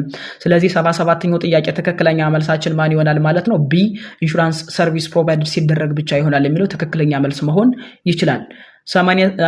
በደንብ መረዳት ያስፈልጋል ይሄንን። ወደ 78ኛው ጥያቄ እንሂድ። On January 1, 2024, W company issues ብር 10,000 4-year 8% term bond with interest paid annually on January 1. On the date of issue, the effective interest rate was 8% ይልና the price of the bond will be ይላል። እንግዲህ ይህ ጃንዋሪ 1 2024 ላይ ደብሊው ካምፓኒ የሚባል 10,000 የሚጠጋ ገንዘብ በ4 ዓመት 8% ተርም ቦንድ የሆነ ኢንተረስት ደግሞ አኑዋሊ ጃንዋሪ 1 ማለት ነው የሚከፈል ጀስት ኢሹ አድርጓል። ኦን ዘ ዴት ኦፍ ኢሹ ኢፌክቲቭ ኢንተረስት ሬቱ ደግሞ ገበያ ላይ ያለው ማርኬት ሬቱ 8% ነው የሚያሳየው። ስለዚህ ይሄ ቦንድ ኢሹ የተደረገው በምንድን ነው? ሶ the price of the bond will be ምን ያህል ነው የተባላችሁት? ኤ ብር 10,800፣ ቢ ብር 10,000፣ ሲ ብር 11,250፣ ዲ ብር 7,724። እንግዲህ ይሄንን ጥያቄ ለመመለስ ወደ የት እንሄዳለን? ወደ ኢንተርሚዲየት አካውንቲንግ እንሄዳለን። በተለይ ደግሞ አንድ ቦንድ ኢሹ ሲደረግ አት ፓር ቫልዩ፣ አት ፕሪሚየም እና አት ዲስካውንት የሚባል ነገር አለ። ስለዚህ ይህ ድርጅት ኢሹ ያደረገው አጠቃላይ ቦንድ አሁን ኢንተረስቱ ተመሳሳይ ነው፣ ፓር ቫልዩ ተመሳሳይ ነው ከማርኬት ቫልዩ ጋር ማለት ነው። ስለዚህ እንደዚህ አይነት ቦንዶች ኢሹ የሚደረግ ከሆኑ ስቴትድ ኢንተረስት ሬቱ ከኢፌክቲቭ ኢንተረስት ሬቱ ጋር እኩል ነው 8% ነው ማለት ይህ ድርጅት ይህንን ቦንድ ኢሹ ያደረገው አት ፓር ቫልዩ ነው ማለት ነው፣ ወይም ደግሞ አት ፌስ ቫልዩ ነው ማለት ነው። ምንም አይነት ዲስካውንት የለም፣ ምንም አይነት ትርፍ ወይም ደግሞ ፕሪሚየም የለም። ስለዚህ ትክክለኛ መልሳችን መሆን ያለበት ምንድነው? የዚህ ቦንድ አጠቃላይ ዋጋው የሚያሳየው 10,000 ብር እስከሆነ ድረስ በ8% ዊዝን በፓር ቫልዩ ዊዝን ስቴትድ ቫልዩ ኢሹ እስከተደረገ ድረስ ትክክለኛ መልስ መሆን የሚገባው ማን ነው ማለት ነው? 78ኛው ጥያቄ ቢ 10,000 የሚለው ትክክለኛ መልስ። ሶ the price of the bond will be what 10,000 ብር። ምክንያቱም ይሄ ቦንድ ኢሹ የተደረገው at par value ስለሆነ ማለት ነው። ለምን? ስቴትድ ኢንተረስት ሬቱ እና ኢፌክቲቭ ኢንተረስት ሬቱ ተመሳሳይ 8% ስለሚያሳይ፣ ስለዚህ 10,000 ብር ትክክለኛ መልስ መሆን ይችላል። ስለዚህ 78ኛው ጥያቄ ቢ ማለት ነው መልሱ። መልካም ወደ 79ኛው ጥያቄ እንሂድ። which dividend policy is recommended in the time of facing such constraint of earnings and unsuccessful business operation?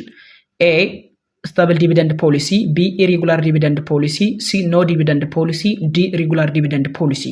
ይህ እንግዲህ ከፋይናንሻል ማኔጅመንቱ የወጣ ጥያቄ ነው። በተለይ ደግሞ ስለ ዲቪደንድ ፖሊሲ እንግዲህ የትኛው ዲቪደንድ ፖሊሲ ነው ሪኮመንደድ መደረግ ያለበት? በተለይ ደግሞ ድርጅቶች አንዳንድ መሰረታዊ የሚባል የገቢ ችግር ካለባቸው፣ ኮንስትሬንት ካላቸው፣ አንሰክሰስፉል ቢዝነስ ኦፕሬሽን የሚመሩ ከሆነ፣ ትርፋማ የማይሆኑ ከሆነ እነዚህ ድርጅቶች የትኛውን የዲቪደንድ ፖሊሲ ቢከተሉ ሪኮመንድ ይደረጋሉ ነው የሚለን። እንግዲህ እያንዳንዱ የራሱ የሆነ ትርጓሜ ያላቸው እና ጀስት ዝቅተኛ የሆነ ገቢ ድርጅቶች የሚያገኙ ከሆነ፣ አንሰክሰስፉል የሆነ ኦፕሬቲንግ ወይም ኦፕሬሽን ካላቸው ኢሬጉላር ዲቪደንድ ፖሊሲ ቢጠቀሙ ሪኮመንደብል ነው። ለምን? ኢሬጉላር ፖሊሲ ዲቪደንድ ማለት እንደፈለጉ ትርፍ ሲያገኙ የሚከፍሉ፣ ኮንስታንት የሆነ ፊክስድ የሆነ ፓይመንት የማይከፍሉበት። ኦኬ ስለዚህ የተሻለ ትርፍ ሲያገኙ ይከፍላሉ፣ ካላገኙ ደግሞ አይከፍሉም። ስለዚህ ኢሬጉላር ዲቪደንድ ፖሊሲ ጀስት ቢጠቀሙ እንደዛ አይነት ድርጅቶች ሪኮመንደብል ናቸው። ስታብል እና ሬጉላር ዲቪደንድ ፖሊሲ ድርጅቶች እጅግ በጣም ትርፋማ ከሆኑና ጀስት ሰክሰስፉል ኦፕሬሽን አላቸው ተብሎ የሚታመኑ ድርጅቶች የሚጠቀሙት የፖሊሲ አይነት ነው። ሙሉ በሙሉ ኖ ዲቪደንድ ፖሊሲ አለመጠቀም የሚለውም ይሄም ትክክል አይደለም። ምክንያቱም አንድ ድርጅት ካቋቋምን በኋላ ዲቪደንድ የለም ብለን ሙሉ በሙሉ መዝጋት አንችልም። ዲቪደንድ ሊኖር ይችላል፣ ግን ኢት ዲፔንድስ ኦን ዋት ካምፓኒ ፐርፎርማንስስ ብለን ብለን ግን ልንገልጽ እንችላለን። ስለዚህ ጀስት ፊክስድ የሆነ አማውንት ኦፍ ፍሪኩዌንሲ ሳይኖር ወይም ደግሞ በየጊዜው ይሄን ያህል ሺህ ብር ብያል ሳንከፍል ጀስት ኢሬጉላር የሆነ ስናገኝ እንከፍላለን። ሳያገኙ ደግሞ ድርጅቶች የማይከፍሉ ከሆነ ትክክለኛ መልሱ 79ኛው ጥያቄ ማን ይሆናል ማለት ነው? ቢ ኢሬጉላር ዲቪደንድ ፖሊሲ የሚለው ትክክለኛ መልስ መሆን ይችላል። መልካም ወደ 80ኛው ጥያቄ እንመልከት። A plan or forecast by government of its expenditure and revenue for a specific period of time represents A. government expenditure, B. government revenue, C. government borrowing, D. government budget. እንግዲህ 80ኛውን ጥያቄ በደንብ አድርጋችሁ ስትመለከቱ ከሚከተሉት መካከል የትኛው ነው በደንብ የሚያሳየው? A plan or forecast by government of its expenditure and revenue for a specific period of time represent ነው የሚለው መንግስትን እንግዲህ ስለ ኤክስፔንዲቸሩ እና ስለ ረቨኑ ፕላን ወይም ደግሞ ፎርካስት ቢያደርግ ፎር ስፔሲፊክ ፔሪድ ኦፍ ታይም ሪፕሬዘንት የሚያደርግልን ምን በመባል ይታወቃል ነው የሚለን። እንግዲህ ገቨርንመንታል በጀት እንግዲህ እንደምታውቁት ፎርማል ፕላን ነው። በተለይ መንግስት ስለሚያገኘው አጠቃላይ ገቢና ስለሚያወጣው አጠቃላይ ኤክስፔንዲቸር ምን የምናደርግበት ነው? በደንብ አድርገን በአንድ የፊዚካል ፔሪድ ውስጥ ኤስቲሜት የምናደርግበት ፕላን የምናደርግበት ነው። ለምሳሌ የኢትዮጵያ መንግስት እንግዲህ ከሐምሌ 1 እስከ ሰኔ 30 ጀምሮ የፌዴራል ዲሞክራቲክ ሪፐብሊክ ኦፍ ኢትዮጵያ የፌዴራል መንግስትና የክልል መንግስታት በጀታቸውን ያጸድቃሉ። ሶ አት ቢግኒንግ ኦፍ ዳይ ላይ በጀት ሲጸድቅ ምን ተብሎ ነው የሚያዘው? በአመት ውስጥ አጠቃላይ ምን ያህል ገንዘብ ሊገኝ እንደሚችል፣ ምን ያህል ወጪ ሊወጣ እንደሚችል አስቀድመን የምናቅድበት የመንግስትን ገቢና ወጪ የምናይበት መንገድ፣ ፎርካስት የምናደርግበት መንገድ ምን በመባል ይታወቃል? ገቨርንመንታል በጀት በመባል ይታወቃል። ለ80ኛው ጥያቄ ትክክለኛ መልሳችን ማን ይሆናል ማለት ነው? ጀስት ዲ መልስ መሆን ይችላል ማለት ነው። ለምሳሌ ገቨርንመንታል ኤክስፔንዲቸር የምናወራው ስለ ስፔንዲንግ ብቻ ነው። ሶ ሙሉ በሙሉ ስለ ረቨኑ አያወራም። ቢጋ ስለ ገቨርንመንታል ረቨኑ የሚያወራው ስለ ኢንካም ሳይድ ብቻ ነው እንጂ ስለ ኤክስፔንዲቸር አያወራም። ሲጋ ገቨርንመንታል ቦሮዊንግ የሚያወራው ሙሉ በሙሉ ድርጅቱ መንግስት የበጀት እጥረት ቢያጋጥመው እንዴት መበደር እንደሚችል የሚያወራበት ገቨርንመንት ቦሮዊንግ ይባላል። በተለይ በጀት ዴፊሲት ካጋጠመው ይህንን የበጀት ክፍተት ለመሙላት መንግስት ሊበደር ይችላል። ስለዚህ ትክክለኛ መልሳችን ስለ ገቨርንመንት ረቨኑ እና ኤክስፔንዲቸር ፎርካስት የምናደርግበት መንገድ ምን በመባል ይታወቃል ከተባለ ገቨርንመንታል በጀት በመባል ይታወቃል፣ ወይም ገቨርንመንት በጀት በመባል ይታወቃል። ይሄንን አንደርስታንድ ማድረግ አለብን። ሶ ለ80ኛው ጥያቄ ትክክለኛ መልሳችን ዲ ይሆናል ማለት ነው። መልካም ወደ 81ኛው ጥያቄ እንሂድ። Account receivables and note receivables are reported in the asset sections of the statements of financial position at A. LCM means lower of cost measurable የምንለው አለ። B. invoice cost, C. net book value, D. net realizable value ይላል። እንግዲህ አካውንት ሪሲቨብል እና ኖት ሪሲቨብል የምንላቸው የአንድ ድርጅት ተሰብሳቢ ገንዘቦች ናቸው። እነዚህ ተሰብሳቢ ገንዘቦች አካውንት ሪሲቨብል ዊዝን ዋን ይር ሊሰበሰብ የሚችል ሲሆን ኖት ሪሲቨብል ደግሞ አንድ ዓመትና ከዛ በላይ የሆኑ የተለያዩ ሰነዶች ካሉ በእነዛ ሰነዶች ማቹሪቲ ባላቸው ማቹሪቲ ዴታቸው አንድ ዓመትና ከዛ በላይ ከሆነ ማለት ነው። ስለዚህ በምንድነው መለካት ያለባቸው የሚለውን ስታዩ ሪሲቨብልስ ሁሌም ቢሆን ሪፖርትድ መደረግ ያለበት አት ኔት ሪሊዘብል ቫልዩ ነው። ያ ማለት ግሮዝ ሪሲቨብል ማይነስ ሰች አላዋንስ ፎር ደፍትፉል አካውንትስ ብለን ማለት ነው። ተሰብሳቢ ገንዘብ ሁሉ ሁሌ ይሰበሰባል ማለት አይደለም። አንዳንዴም ላይሰበሰብ ስለሚችል ማለት ነው። ስለዚህ ጆስት ኖት አት ኮስት ኦር ዋት ላወር ኦፍ ኮስት ሜትድስ ላወር ኦፍ ኮስት ሜትድ የምንለው ወይም ደግሞ አት ኮስት ሜትድስ የምንለው እሱን ላንጠቀም እንችላለን። ሁሌም ቢሆን ሪሲቨብል ሜጀሬብል ነው። ሜጀርም የሚደረገው ግን በኔት ሪሊዘብል ቫልዩ ነው። ያ ማለት ግሮስ ሪሲቨብል ማለት ተሰብሳቢ ገንዘብ ነው ብለን ያሰብነው ገንዘብ ላይሰበሰብ ስለሚችል አላዋንስ ፎር ደፍትፉል አካውንትስ ላይሰበሰብ ይችላል ብለን ኢስቲሜት ያደረግነውን ገንዘብ ቀንሰን በምን በኔት ሪሊዘብል ቫልዩ ሜጀር ማድረግ አለብን። ስለዚህ ለ81ኛው ጥያቄ ትክክለኛ መልሳችን ማን ይሆናል ማለት ነው? ጀስት ዲ ይሆናል ማለት ነው። ሌሎችን መመልከት ትችላላችሁ። ላወር ኦፍ ኮስት ኦር ማርኬት የምንለው ማለት ነው። ላወር ኦፍ ኮስት ኦር ማርኬት ወይም ደግሞ ብዙ ጊዜ ኢንቨንተሪ ቫሉዌሽን ያገለግላል። በነገራችን ላይ ይሄኛው ቻፕተር 1 ፋንዳሜንታል ኦፍ አካውንቲንግ 2 ጋር ብትመለከቱ እዛ ጋር ታገኙታላችሁ። ቢጋ ኢኖቪስ ኮስትን በተመለከተ ኦሪጂናል ቢልድ አማውንት ነው እንጂ የሚያሳይልን ስለ ሪሲቨብል አይደለም የሚያወራው። ኔት ቡክ ቫልዩ ወይ ቲፒካሊ ለፊክስድ አሴት የሚያገለግለው። ለማንኛውም ስለ ሪሲቨብል የምናወራ ከሆነ ጀስት ፎር at the end of the year ላይ ፋይናንሻል ፖዚሽን ላይ መቀመጥ ያለባቸው እያንዳንዱ ሴክሽን በማን ይሆናል? በኔት ሪዘርቭ ቫልዩ ይሆናል የሚለውን ከግምት ውስጥ ማስገባት አለብን። መልካም ወደ 82ኛው ጥያቄ እንሂድ። if a company has a current ratio of 3:1, a quick ratio of 1.5:1, inventory of ብር 30 ሺህ and what has no prepaid expense, the company total current asset is how much ነው የሚለን። በጣም ጥሩ። A 40 ሺህ፣ B 20 ሺህ፣ C 50 ሺህ፣ D 60 ሺህ። እንግዲህ 82ኛውን ጥያቄ በደንብ አድርጋቸው ስትመለከቱ ከረንት ሬሽዮ 3:1 ነው የሚያሳየው። ኪውክ ሬሽዮ ማለት ደግሞ 1.5:1 ነው። ከረንት ሬሽዮ ማለት ምን ማለት እንደሆነ ታውቃላችሁ? የድርጅቱ ከረንት አሴት ከከረንት ሊያቢሊቱ በ3 እጥፍ ይበልጣል የተባላችሁት። ኢንቨንተሪ ደግሞ 30 ሺህ ያሳያል። ሃዝ ኖ ፕሪፔድ ኤክስፐንስ ይላል። ካምፓኒ ቶታል ከረንት አሴቱ ምን ያህል ነው የተባላችሁት። ኪውክ ሬሽዮ ደግሞ ምን ማለት እንደሆነ በደንብ ነግራችኋለሁ። ኪውክ ሬሽዮ በተለይ ማንን ቀንሰን ነው? እና ኢንቨንተሪ እና ፕሪፔድ ኤክስፐንስን ቀንሰን ምናምን ካሽ ወይም ደግሞ ኪውክ ሬሽዮ የሚባላል። እሱ ደግሞ 1.5 ጀስት 1 ነው የሚለው። ሶ ይሄንን ለመስራት ምንድነው የምታደርጉት? ከረንት አሴት ሌት ከረንት አሴት ከረንት ሊያቢሊቲ ደግሞ አለን። ሶ ኢንቨንተሪ 30 ሺህ ነው ተብላችኋል። ከረንት ሬሽዮ ማለት ከረንት አሴት ሲካፈል ለከረንት ሊያቢሊቲ ነው። ስለዚህ ከረንት አሴት ሲካፈል ለከረንት ሊያቢሊቲ ደግሞ 3 ነው ተብላችኋል። ስለዚህ ከረንት አሴታችን በደንብ ክሮስ ቼክ ለማድረግ ከረንት ሊያቢሊቲ ሲባዛ በ3 ነው ማለት ነው ባጭሩ። ኪውክ ሬሽዮ ደግሞ ስንት ነው ተብለናል? ኪውክ ሬሽዮ ማለት ከረንት አሴት ማይነስ ኢንቨንተሪ ማይነስ ፕሪፔድ ኤክስፐንስ ሲካፈል ለከረንት ሊያቢሊቲ አድርገን ወይም ደግሞ የምንሰራበት ነው። በተለይ ጀስት ሲካፈል ማድረግ ትችላላችሁ። ባይ ዲፎልት ለምሳሌ ካሽ ባይ ዲፎልት ካሽ ወይም ኪውክ ሬሽዮ 1 ስለሆነ ማለት ነው። ስለዚህ ይሄ ማለት ደግሞ ስንት ነው ተብለናል? 1.5 ነው ተብላችኋል። 1.5 ነው ተብላችኋል ከከረንት ሊያቢሊቲ አንፃር። አሁን ይሄን ሁለቱን ምን እናደርጋለን? ድራይቭ እናደርጋለን። ስለዚህ ምን እናደርግ? ለምሳሌ 3 ታይምስ ከረንት ሊያቢሊቲ ከረንት ሊያቢሊታችን የተሰጠን ምን ያህል ነው? 3 ታይምስ ከረንት ሊያቢሊቲ አናውቅም ከረንት ሊያቢሊቲ። ስለዚህ 3 ታይምስ ከረንት ሊያቢሊቲ ልብ በሉ እዚህ ጋር ያለውን እዚህ ጋር ያገኘናት ከረንት ሊያቢሊቲ ማለት ከሬሽዮን የወሰድነው 3 ታይምስ ከረንት ሊያቢሊቲ ነው ተብለናል። ስለዚህ ምን እናደርጋለን? 3 ታይምስ ከረንት ሊያቢሊቲ ማይነስ ዋት 30 ሺህ የትኛው ኢንቨንተሪ ምን ለመስራት ኪውክ ሬሽዮን ማለት ነው ሲቀነስ 30 ሺህ ሲካፈል ለከረንት ሊያቢሊቲ እዚህ ኳል ውስጥ ዋት ሬሽዮ ስንት ነው ተብለናል? 1.5 ነው ተብለናል። መተካት ነው እዚህ ጋር። ስለዚህ ምን እናደርጋለን? 3 ከረንት ሊያቢሊቲ ማይነስ 30 ሺህ እዚህ ካል ውስጥ ዋት ከረንት ሊያቢሊቲ ታይምስ 1.5 ይሄንን ክሪስ ክሮስ ብታረጉት ቀጥታ ምንድነው የሚሰጣችሁ? ክሪስ ክሮስ እዚህ ጋር ለምሳሌ 1.5 አንድ አለ ብላችሁ አስቡትና ሲባዛ ብታረጉት እዚህ ጋር ይሄ እዚህ ጋር ከረንት ሊያቢሊቲ ስላለ ምን ታረጋላችሁ? ክሪስ ክሮስ ብታረጉት ምን ይሆናል ማለት ነው? ጀስት 3 ታይምስ ከረንት ሊያቢሊቲ ማይነስ 30 ሺህ እኩል ይሆናል ማለት ነው 1.5 ከረንት ሊያቢሊቲ ይሆናል ማለት ነው። ከረንት ሊያቢሊቲ። ስለዚህ እኛ የምንፈልገው ማንን ነው? አሁን በመጀመሪያ ደረጃ ከረንት ሊያቢሊቲውን እንፈልጋለን። ከረንት ሊያቢሊቲውን ለመፈለግ ምን እናደርጋለን? ጀስት እዚህ ጋር ያለውን 30 ሺህ እኩል ይሆናል ማድረግ ትችላላችሁ። ይሄንን ወደዚህ ማምጣት ይሄንን ወደዚህ ማምጣት 3 ከረንት ሊያቢሊቲ ማይነስ 1.5 ከረንት ሊያቢሊቲ is equal to 30 ሺህ ሶ መጨረሻ ላይ ምን ታገኛላችሁ? ጀስት 1.5 ከረንት ሊያቢሊቲ ታገኛላችሁ is equal to 30 ሺህ 30 ሺህ ለ1.5 ስታካፍሉት የምታገኙት ቁጥር አለ። ኦኬ በዚህ ስትሰሩት ለምሳሌ ስታካፍሉ 30 ሺህ ሲካፈል ለ1.5 ስታደርጉት 20 ሺህ ታገኛላችሁ። ስለዚህ ጀስት ከረንት ሊያቢሊቲን 20 ሺህ ታገኛችሁ። ከረንት አሴት ማለት ደግሞ 3 ታይምስ ከረንት ሊያቢሊቲ ነው። ስለዚህ ከረንት አሴት ኢኳልስ ቱ 3 ሲባዛ በከረንት ሊያቢሊቲ በ20 ሺህ እኩል ይሆናል ስንት ማለት ነው? 60 ሺህ። ትክክለኛ መልሳችን ለ82ኛው ጥያቄ 60 ሺህ ነው ማለት ነው። ስለዚህ ይሄ ድርጅት አጠቃላይ ያለው ቶታል ከረንት አሴት ስንት ነው ማለት ነው? 60 ሺህ ብር ነው ማለት ነው። ከረንት ሊያቢሊቲ ደግሞ ስንት አለው? 20 ሺህ አለው ማለት ነው።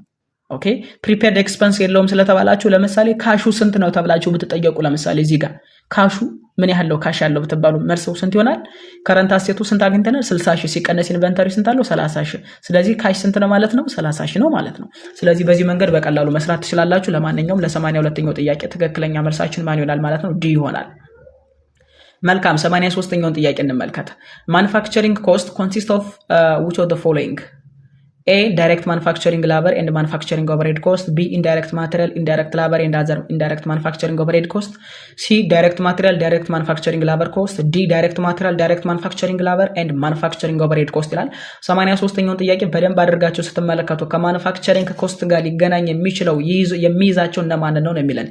እንግዲህ ማኑፋክቸሪንግ ኮስት ምንላቸው የአንድ ድርጅት አጠቃላይ ለማምረት ስንል ያወጣናቸው ወጪዎች ናቸው። ዳይሬክት ማቴሪያል፣ ዳይሬክት ላበር እና ማኑፋክቸሪንግ ኦቨርሄድ ኮስትን በውስጡ ይይዛል። በተለይ ራው ማቴሪያልን ወደ ፊኒሽድ ጉድ ኮንቨርት ለማድረግ የምናወጣው ወጪ ነው። ስለዚህ ጀስት ለምሳሌ ኤ ጋር ያለው ምርጫን እንመልከት። ዳይሬክት ማኑፋክቸሪንግ ላበር እና ማኑፋክቸሪንግ ኦቨርሄድ ኮስትን ይይዛል ይላል። ቢ ኢንዳይሬክት ማቴሪያል፣ ኢንዳይሬክት ላበር፣ አዘር ኢንዳይሬክት ማኑፋክቸሪንግ ይላል። ሲ ዲ ያለ ይዘረዝራል። ለማንኛውም ሙሉ በሙሉ ማኑፋክቸሪንግ ኮስት ማለት የማንና የማን ድምር ነው ብያቸዋለሁ። የዳይሬክት ላበር፣ የዳይሬክት ማቴሪያል እና የማኑፋክቸሪንግ ኦቨርሄድ ኮስት ድምር ስለሆነ እነዚህን ሶስቶችን በደንብ የሚይዝልን ምርጫ ዲ ነው። ዳይሬክት ማቴሪያል፣ ዳይሬክት ማኑፋክቸሪንግ ላበር እና ማኑፋክቸሪንግ ኦቨርሄድ ኮስት ትክክለኛ መልስ መሆን ይችላል። ይሄ ማኑፋክቸሪንግ ኮስት በመባል ይታወቃል። ምናልባት ሌሎችም ለምሳሌ ፕራይም ኮስት እና ኮንቨርዥን ኮስት የሚባሉ አሉ። ፕራይም ኮስት እና ኮንቨርዥን ኮስት የሚባሉ አሉ። ፕራይም ኮስት ማለት ምን ማለት ነው? ዳይሬክት ማቴሪያል ሲደመር ዳይሬክት ላበር፣ የነዚህ የሁለቶች ድምር ምን ይባላል? ፕራይም ኮስት ይባላል። የዳይሬክት ላበር እና የማኑፋክቸሪንግ ኦቨርሄድ ድምር ደግሞ ምን ይባላል? ኮንቨርዥን ኮስት ይባላል። ስለዚህ ጀስት ማኑፋክቸሪንግ ኮስት ማለት አንደኛ ዳይሬክት ማቴሪያል ሲደመር ኮንቨርዥን ኮስት መሆን ይችላል። ሁለተኛ ፕራይም ኮስት ሲደመር ማኑፋክቸሪንግ ኦቨርሄድ ኮስት መሆን ይችላል። ብዙ ቀመሮች ስላሉት ማለት ነው። ይሄንን በደንብ አድርጋችሁ አንደርስታንድ ልታደርጉት ይገባል። ለማንኛውም ለ83ኛው ጥያቄ ትክክለኛ መልሳችን ማን ይሆናል ማለት ነው? ጀስት ዲ ይሆናል ማለት ነው። መልካም 84ኛ ጥያቄ እንመልከቱ። which type of fund is used to account for activities of what a government that are carried out primarily to provide service to citizens and that are financed primarily through tax? A. proprietary fund, B. governmental fund, C. enterprise fund, D. fiduciary fund። በጣም ጥሩ 84ኛውን ጥያቄ ስትመለከቱ ከሚከተሉት መካከል የትኛው ፈንድ ነው በተለይ ደግሞ ገቨርንመንታል የሆነ ፈንድ ሆኖ ግን ፕራይመሪሊ ዋና ዓላማው የተለያዩ ሰርቪሶችን ለማህበረሰቡ ለሲቲዝን ምናምን ለመስጠት ስራው ፋይናንስ የሚደረገው ብዙ ጊዜ ደግሞ በታክስ ነው የሚላል የትኛው ነው ይላቸዋል። አይ ቲንክ ይሄ ገቨርንመንታል ፈንድ ላይ አካውንቲንግ ፎር ፐብሊክ ሴክተር ኤንድ ሲቪል ሶሳይቲ ከሚባል ኮርስ የወጣ ጥያቄ ነው።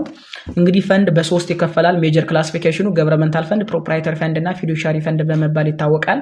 አሁን ለተጠየቅነው ጥያቄ ግን ሙሉ በሙሉ የሚያወራው ከምን ጋር ነው? ከታክስ ጋር ነው የሚያወራው እና ሜጀር ፕራይሜሪሊ ፕሮቫይድ ሰርቪስ ቱ ሲቲዝንስ ለምሳሌ የትምህርት፣ የጤና፣ የመንገድ፣ የምናምን የምንላቸው ነገሮችን ፕሮቫይድ ለማድረግ የምንጠቀመው የፈንድ ታይፕ ገቨርንመንታል ፈንድ በመባል ይታወቃል። ገቨርንመንታል ፈንድ ደግሞ ቀዳሚ ፋይናንስን የሚደረገው በግብር ነው። ሶ ቤዚክ የሚባሉ ሶሻል ወንትስ የምንላቸው ነገሮችን ለማሟላት ለማሳካት ጀስት ገቨርንመንታል ፈንድ ልንጠቀም እንችላለን።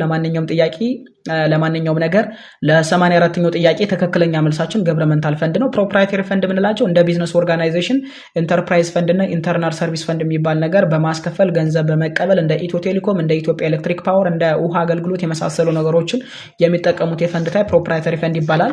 ፊዱሻሪ ፈንድስ የምንላቸው ደግሞ ጀስት ሆልድ አሴትስ ፎር አዘርስ ለምሳሌ የትረስት ፔንሽንን መመልከት ትችላላችሁ። ለምሳሌ ጥሮታ፣ የኢትዮጵያ ጥሮታ ኤጀንሲ ለምሳሌ ከእያንዳንዱ ሰራተኛ የጥሮታ ገንዘብ እየሰበሰበ በአደራ መልኩ ይዛል። ወደፊት በጥሮታ ሲገለል አንድ ሰራተኛ ይከፈለዋል ማለት ነው። ሶ ትክክለኛ መልሳችን ለ84ኛው ጥያቄ ማን ይሆናል ማለት ነው? ጀስት ገቨርንመንታል ፈንድ የሚለው ትክክለኛ መልስ መሆን ይችላል። መልካም ወደ 85ኛው ጥያቄ እንሂድ።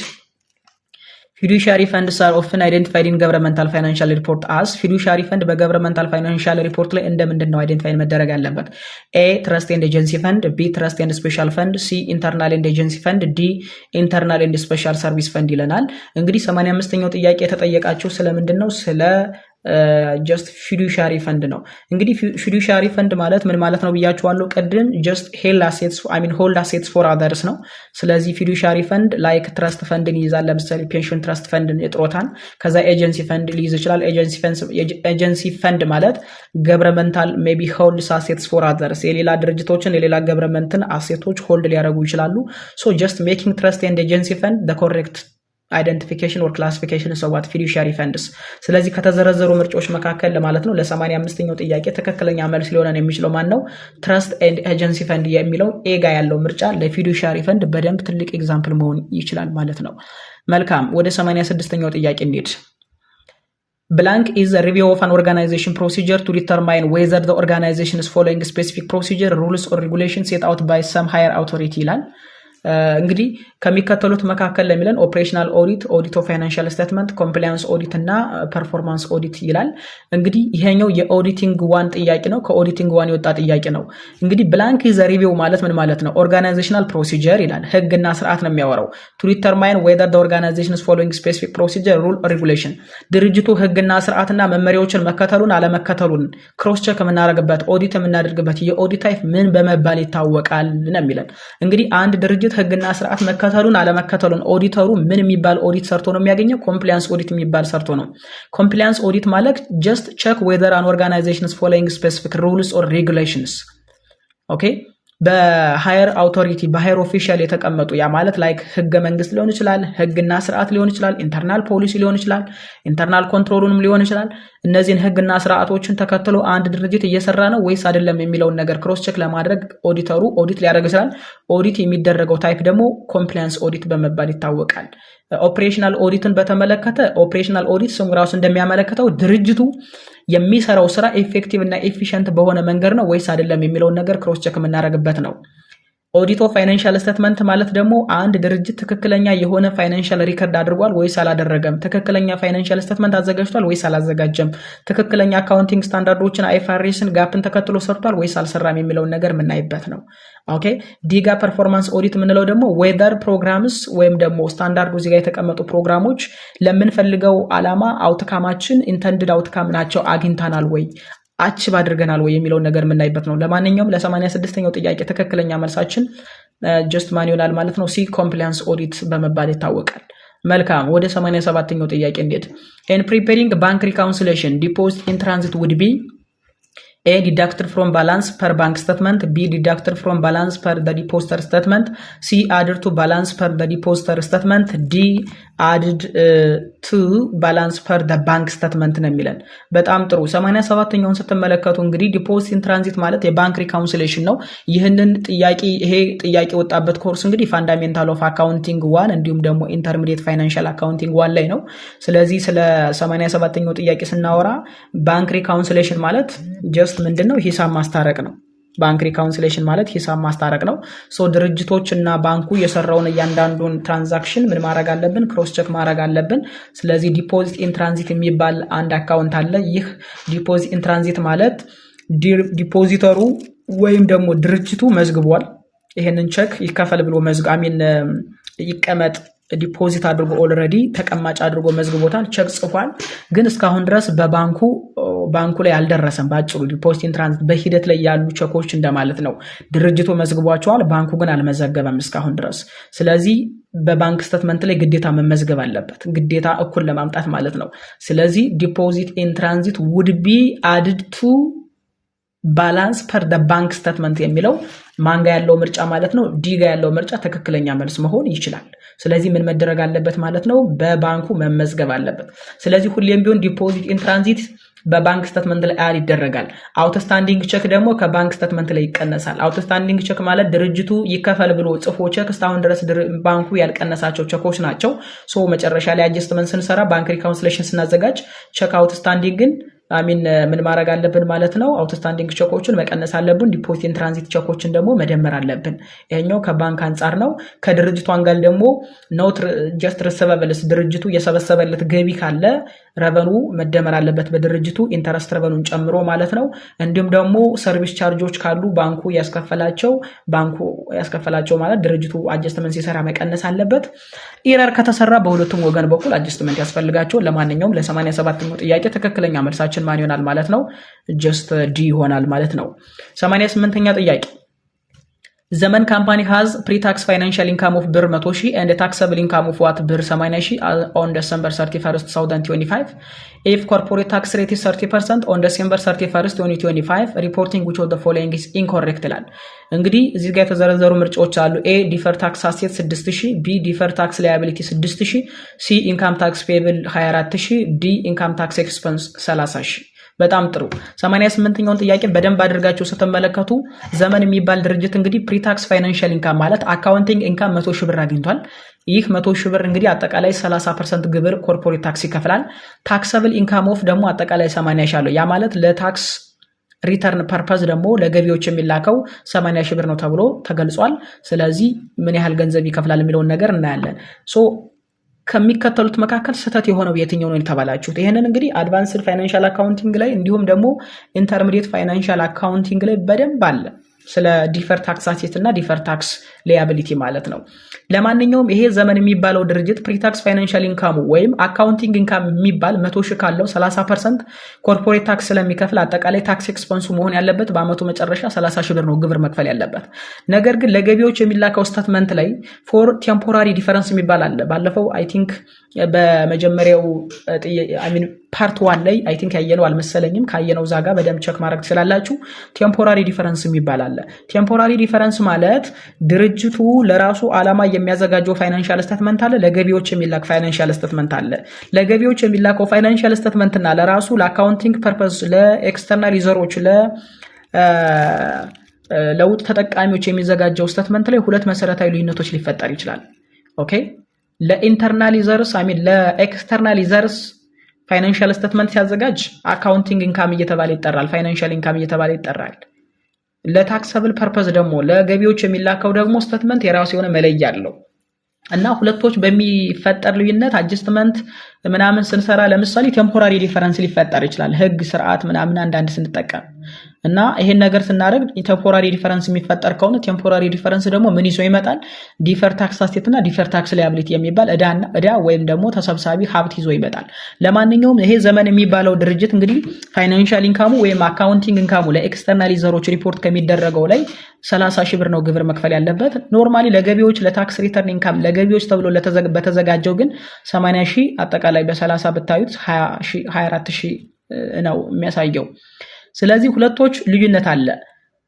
አካውንቲንግ ኢንካሙ 30,000 ነው ታክሰብል ኢንካሙ ወይም ታክስ ሪተርን ኢንካሙ 24,000 ነው የ6,000 ብር ልዩነት ያሳያል ስለዚህ ይህ ዲፈረንስ ቴምፖራሪ ዲፈረንስ ተብሎ በመባል ይታወቃል ቴምፖራሪ ዲፈረንስ ማለት ዛሬ ላይ የተፈጸሙ ቴምፖራሪ ዲፈረንሶች ነገ እዳ ወይም ደግሞ ተሰብሳቢ ወይም ሀብት ይዘው ይመጣሉ ስለዚህ ይሄ ድርጅት ፋይናንሻል አካውንቲንግ ትክክለኛው ላይ 30,000 ታክስ ኤክስፐንስ መክፈል ሲገባው ለገቢዎች ግን 24,000 ብር እየከፈለ ነው ስለዚህ የ6,000 ብር ቅናሽ ያሳያል ማለት ነው ይህች 6,000 ብር ታክስ አጀስትመንት ወደፊት ስትሰራ ድርጅቱ ሊከፍለው የሚገባ ገንዘብ ነው ስለዚህ ዲፈር ታክስ ላያቢሊቲ ነው ሚንስ ወደፊት ሊከፈል የሚገባው የድርጅቱ እዳ ነው ስለዚህ ከተዘረዘሩ ምርጫዎች መካከል ስህተት የሆነው ስለሚላል ኤ ምን ይላል ዲፈር ታክስ አሴት ይዝ 6,000 ይላል ስህተት ነው ኢንኮሬክት ስለሚል ለምን ይሄ ድርጅት 6,000 ዲፈር ታክስ ላያቢሊቲ እዳ አለበት እንጂ ዛሬ ላይ በተፈጠረ ቴምፖራሪ ዲፈረንስ ያልተከፈለ 6,000 ብር አለበት እንጂ ሀብት ተሰብሳቢ ገንዘብ ሊኖረው አይችልም ቢ ዲፈር ታክስ ላያቢሊቲ 6,000 ትክክል ነው ቢጋ ያለው ምርጫ ትክክል ነው 6,000 ሲጋ ያለው ምርጫ ኢንካም ታክስ ፔየብሉ 24,000 ትክክል ነው ኢንካም ታክስ ኤክስፐንሱ አካውንቲንግ ኢንካሙ 30,000 ትክክል ነው እቺ ግን ስህተት ነች ስለዚህ ለ88ኛው ጥያቄ ትክክለኛ መልሳችን ስህተት የሆነው የትኛው ነው ስለሚለን ማን ይሆናል ማለት ነው ኤ ትክክለኛ መልስ መሆን ይችላል ማለት ነው መልካም ወደ 89ኛው ጥያቄ እንሂድ XYZ company is considering two capital budgeting project A and project B የሚባላለው project A initial investmentu የወጣበት 48,000 ብር ነው በአመት አጠቃላይ ኔታ አኑዋል ካሽ ፍሎ ደግሞ የሚያስገኘው 8,000 ነው ፕሮጀክት ቢ ኢኒሺያል ኢንቨስትመንቱ 75,000 ብር ነው ኔታ አኑዋል ካሽ ፍሎ ደግሞ 18,750 ብር አስገኝቷል ስለዚህ using the cash payback technique XYZ company should accept or reject ይላል እንግዲህ ይህ ድርጅት ፔባክ ቴክኒክን ተጠቅሞ XYZ ካምፓኒ ውሳኔ መወሰን ስላለበት አክሰፕት ነው ወይ ማድረግ ያለበት ወይስ ሪጀክት ነው አክሰፕት መደረግ ያለበት የትኛው ፕሮጀክት ነው ሪጀክት መደረግ ያለበት የትኛው ፕሮጀክት ነው የሚለን በጣም ጥሩ እንግዲህ ምርጫዎች አሉ A B C D ብለን ፕሮጀክት B because it has ምናምን እያለ shorter cash payback period ስላለው ይላል B project A because it requires smaller initial investment ይላል C project B because it produces smaller net cash flow ይላል D project A because it has a shorter cash payback period ይላል ለማንኛውም ይሄንን ጥያቄ ለመስራት በመጀመሪያ ደረጃ payback period ማለት ምን ማለት ነው የሚለውን ነገር መስራት አለብን payback period ማለት አንድ ድርጅት ኢንቨስት ያደረገውን ገንዘብ ኢኒሺያል ኢንቨስትመንቱን ለመመለስ የሚወስድበት አመት ማለት ነው ወይም ፔሪድ ማለት ነው ስለዚህ ፔባክ ፔሪዱን ስንሰራ ኢኒሺያል ኢንቨስትመንቱ ሲካፈል ለአኑዋል ካሽ ፍሎ አድርገን እንደምንሰራው ለምሳሌ ለፕሮጀክት ኤ አጠቃላይ ኢኒሺያል ኢንቨስትመንቱ 48,000 ብር ነው በየአመቱ 8,000 ብር ያስገኛል ስለዚህ አጠቃላይ ኢንቨስት የተደረገውን ገንዘብ ለመመለስ 6 አመት ይወስዳል ፕሮጀክት ቢ አጠቃላይ የወጣበት ወጪ 75,000 ብር ነው በአመት 18,750 ብር ገቢ ያስገኛል ስለዚህ ኢኒሺያል ኢንቨስትመንቱን ከበር ለማድረግ ለማስመለስ 4 አመት ይወስዳል ስለዚህ ከሁለቱ ፕሮጀክት መካከል ይህ ድርጅት ፕሮጀክት ቢ ቢመርጥ አክሰፕት ቢያደርግ ጥሩ ነው ለምን ዝቅተኛ የሆነ ፔባክ ፔሪድ ስላለው ፔባክ ፔሪድ ማለት የኤ 6 አመት ነው የቢ 4 አመት ነው ስለዚህ ፕሮጀክት ቢ has a shorter payback period ፕሮጀክት ቢ እጅግ በጣም ዝቅተኛ የሆነ ፔባክ ፔሪድ ስላለው አክሰፕት መደረግ አለበት አንደር ዘ ፔባክ ቴክኒክ ነው። እሺ በሌላ አንግል ከተተረጎመ ሌላ ብዙ ነገሮችን ደግሞ አዘር ቲንግስ ሪሜን ኮንስታንት ብላችሁ ውሰዱትና ሙሉ በሙሉ ግን ፔባክ ቴክኒኩን ብቻ የምትመለከቱ ከሆነ ያ ማለት ኢንቨስት ያደረግነውን ኢኒሺያል ኢንቨስትመንቱን ከቨር ለማድረግ የሚወስደውን ጊዜ ብቻ አድርጋችሁ የምትወስዱ ከሆነ ትክክለኛ መልስ መሆን ያለበት ማን ነው? ጀስት ከተዘረዘሩ ምርጫዎች መካከል ማለት ነው ኤ ፕሮጀክት ቢ ቢኮዝ ኢት ሃዝ ኤ ሾርተር ካሽ ፔባክ ፔሪድ ይላል። ስለዚህ ቢ ከተዘረዘሩ ምርጫዎች መካከል ኤን መውሰድ አለብን። ፕሮጀክት ቢን አክሰፕት ማድረግ አለብን። ፕሮጀክት ኤን ደግሞ ሪጀክት ማድረግ አለብን። ይሄንን ከግንዛቤ ውስጥ ማስገባት አለባችሁ። ወደ 9ኛው ጥያቄ እንሂድ። MM company purchased office equipment on January 2016. The equipment cost BRR 11,000, has an estimated life of 5 years and a residual value of 1,000. Under straight line method of depreciation, annual depreciation expense will be ይላል። እንግዲህ MM የሚባለው ካምፓኒ ኦፊስ ኢኩዊፕመንት ጃንዋሪ 2016 ገዝቷል። ይሄ ኢኩዊፕመንት አጠቃላይ ኮስቱ 11 ሺህ ብር ነው። 5 ዓመት ያገለግላል ተብሎ ይታሰባል። ሬዚጁዋል ቫልዩ 1 ሺህ አለው። በስትሬት ላይን ዲፕሪሲዬሽን ሜተድ አመታዊ የእርጅና ቅናሽ ምን ያህል ነው የተባላችሁት? ኤ 2200፣ ቢ 5500፣ ሲ 2000፣ ዲ 2400። በጣም ጥሩ። 9ኛውን ጥያቄ በደንብ አድርጋችሁ ለመስራት እንግዲህ ስትሬት ላይን ዲፕሪሲዬሽን ሜተድ ቀመሩ በጣም ቀላል ነው። ከዚህ በፊትም ታውቁታላችሁ። አኑዋል ዲፕሪሲዬሽን ኤክስፐንስ አንደር ስትሬት ላይን ዲፕሪሲዬሽን ሜተድ ኢዝ ኢኳልስ ቱ ኮስት ማይነስ ሳልቫጅ ቫልዩ ኦር ሬዚጁዋል ቫልዩ ሲካፈል ለኤስቲሜትድ ዩዝፉል ላይፍ አድርጋችሁ ነው የምትሰሩት። ስለዚህ ኮስቱ 11000 ነው። ሬዚጁዋል ቫልዩ ወይም ሳልቫጅ ቫልዩ 1000 ነው። ሶ 11000 ሲቀነስ 1000 ሲካፈል አጠቃላይ ኤስቲሜትድ ዩዝፉል ላይፍ 5 ዓመት አለን። ሲካፈል ለ5 ዓመት በየአመቱ 2000 ብር የእርጅና ቅናሽ መመዝገብ አለበት ወይም ደግሞ ዲፕሪሲዬሽን ኤክስፐንስ መመዝገብ አለበት። ስለዚህ ትክክለኛ መልሳችን ከተዘረዘሩት ውስጥ ማለት ነው ትክክለኛ መልስ መሆን የሚችለውን እዚህ ጋር የተቀመጠው ሌተር ነው ማለት ነው። በጣም ጥሩ። ወደ 91ኛው ጥያቄ እንሄዳለን። the process of transferring state owned public enterprise into the private sector is said to be A privatization, B nationalization, C dissolution, D liquidation። እንግዲህ ይህንን ጥያቄ ፋንዳሜንታል ኦፍ አካውንቲንግ 2 ላይ በደንብ ብትመለከቱ ታገኙታላችሁ። ፕራይቬታይዜሽን በመባል ይታወቃል። የመንግስትን የልማት ድርጅቶች ወደ ግል የማዞር ሂደት ፕራይቬታይዜሽን በመባል ይታወቃል። ፕራይቬታይዜሽን ማለት it is the transfer of ownership from government public sector to what private individuals or companies የመንግስት የልማት ድርጅቶችን ወደ ግል ሴክተሩ የማዞር ሂደት ፕራይቬታይዜሽን በመባል ይታወቃል። ለምሳሌ ኢትዮ ቴሌኮም የመንግስት የልማት ድርጅት ነው፣ የመንግስት የገቢ ምንጭ ነው። ግን ኢትዮ ቴሌኮም አክሲዮን ሽጦ ፕራይቬታይዜሽን ጀምሯል። ሌሎችም መንግስት የጀመራቸው ፕራይቬታይዜሽኖች አሉ። ሶ ፕራይቬታይዜሽን ማለት ሙሉ በሙሉ መንግስት ማኔጅ የሚያደርጋቸውን ኦነርሺፑ 100% የመንግስት የነበሩ የልማት ድርጅቶችና ቢዝነስ ኢንተርፕራይዞችን ወደ ግል የማዞር ሂደት ምን በመባል ይታወቃል? ፕራይቬታይዜሽን በመባል ይታወቃል። ናሽናላይዜሽን ደግሞ የዚህ ተቃራኒ ስለሆነ ፕራይቬቱን ወደ ገቨርንመንት ሴክተር ማዞር የሚለው ነው፣ መልስ መሆን አይችልም። ለማንኛውም ለ91ኛው ጥያቄ ትክክለኛ መልሳችን ፕራይቬታይዜሽን ነው የሚለው ኤ ማለት ነው። ሶ ኤ ትክክለኛ መልስ መሆን ይችላል። በጣም ጥሩ። ወደ 92ኛው ጥያቄ እንሂድ። which one of the following source of capital is highly costly? ከሚከተሉት መካከል የትኛው ሶርስ ኦፍ ካፒታል ነው በጣም ኮስት የሆነው? ኤ ዴት፣ ቢ ኮመን ስቶክ፣ ሲ ፕሪፈርድ ስቶክ፣ ዲ ሪተርን ኤርኒንግስ ነው የሚለን።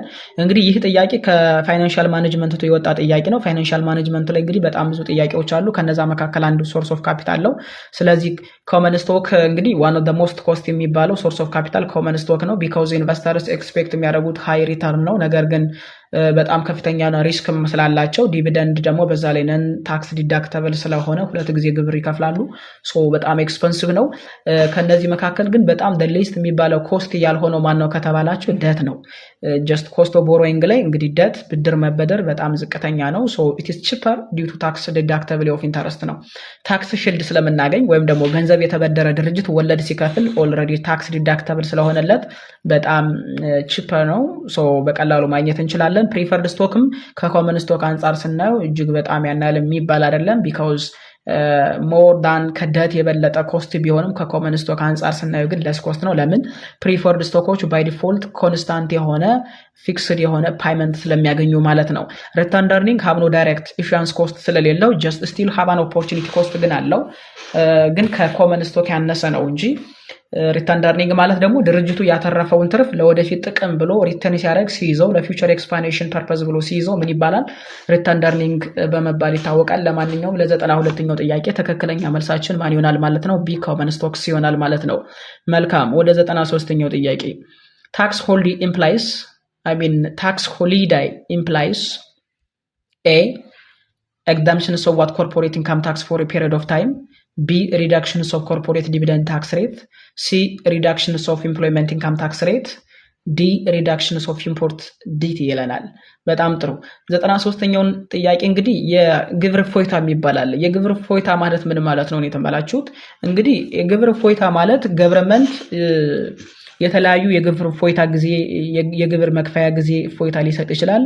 ገቨርንመንት ኢንሰንቲቭ የተለያዩ ፕሮቫይድ ሊያደርግልን ይችላል። በተለይ ቴምፖራሪ ኤግዘምፕሽኖችን በተመለከተ ከኮርፖሬት ኢንካም ታክስ አንጻር ማለት ነው ኢንቨስትመንትን ኢንካሬጅ ለማድረግ ቢዝነስ አክቲቪቲውን በተለይ በፕራይቬት ሴክተሩ ዘንድ ምን ለማድረግ ኢኒሼት ለማድረግ ሞቲቬት ለማድረግ መንግስት የግብር እፎይታ ጊዜ ሊሰጥ ይችላል። ወይም ደግሞ ሙሉ በሙሉ ግብር የሚባል ነገር ሊያነሳ ይችላል። አንዳንድ ጊዜ እንደዚህ አይነት ነገሮች ምን በመባል ይታወቃሉ? ታክስ ሆሊዳይ በመባል ይታወቃሉ። ሶ ትክክለኛ መልሳችን ለ93ኛው ጥያቄ ማን ይሆናል ማለት ነው? ኤ ኤግዛምሽን ኦፍ ዋት ኮርፖሬት ኢንካም ታክስ ፎር ኤ ፔሪድ ኦፍ ታይም፣ ለሆነ ጊዜ እነዛ ድርጅቶች ግብር እንዳይከፍሉ ብሎ መንግስት የግብር እፎይታ ጊዜ ከሰጣቸው ምን በመባል ይታወቃል? ታክስ ሆሊዴይስ በመባል ይታወቃል ማለት ነው። መልካም 94ኛውን ጥያቄ እንመልከት። which international financial reporting standard is used for insurance contract? ከሚከተሉት መካከል የትኛው የኢንተርናሽናል ፋይናንሻል ሪፖርቲንግ ስታንዳርድ ነው ለኢንሹራንስ ኮንትራክት የምንጠቀም ነው የሚለው? ኤ ኤአይኤስ 41፣ ቢ አይኤፍአርኤስ 17፣ ሲ ኤአይኤስ 40፣ ዲ አይኤፍአርኤስ 16 ነው የሚለን። እንግዲህ ኢንተርናሽናል ፋይናንሻል ሪፖርቲንግ ስታንዳርድ 17 ሞር ኦር ለስ የሚያወራው ስለ ኢንሹራንስ ኮንትራክት ነው። ሌሎቹ ኤአይኤስ 41 ስለ አግሪካልቸር ነው የሚያወራው። ኤአይኤስ 40 ደግሞ ስለ ኢንቨስትመንት ፕሮፐርቲ ነው የሚያወራው። አይኤፍአርኤስ 16 ደግሞ ስለ አካውንቲንግ ፎር ሊዝ ነው የሚያወራው። እነዚህ ነገሮች ላይ የአይኤፍአርኤስን ወይም የኢንተርናሽናል አካውንቲንግ ስታንዳርዶችን አንዳንድ ህጎችን ብትመለከቱ በእርግጠኝነት እዛ ጋር በደንብ ታገኛላችሁ። በየአመቱ አንዳንድ ጥያቄ ከእንደዚህ አይነት ስታንዳርዶች ይወጣል። ለማንኛውም ስለ ኢንሹራንስ ኮንትራክት በደንብ ሊያወራልን የሚችለው የአይኤፍአርኤስ ስታንዳርድ 17 በመባል ይታወቃል። ሶ ትክክለኛ መልሳችን ማን ይሆናል ማለት ነው? ጀስት ቢ ይሆናል ማለት ነው። መልካም ወደ 95ኛው ጥያቄ እንሂድ። a form of lease that gives the lease the right to cancel the lease and return the asset before the expiration of what the basic lease agreement is ይላል። A combination lease፣ B capital lease፣ C operating lease፣ D sale and leasebacks arrangements ይላል። እንግዲህ ሊዝ በጣም መሰረታዊ የሚባለው ሊዝ በሁለት ነው የሚከፈሉት። መሰረታዊ የሚባሉት ነው ያልኳችሁ ካፒታል ሊዝ እና ኦፕሬቲንግ ሊዝ በመባል ይታወቃሉ። ሁለቶችን የሚይዝ ከሆነ ደግሞ ኮምቢኔሽን ሊዝ በመባል ይታወቃል። እንግዲህ ጥያቄው ምንድነው የሚለው አንድ ድርጅት ለምሳሌ ጀስት ንብረቱን አከራይቷል።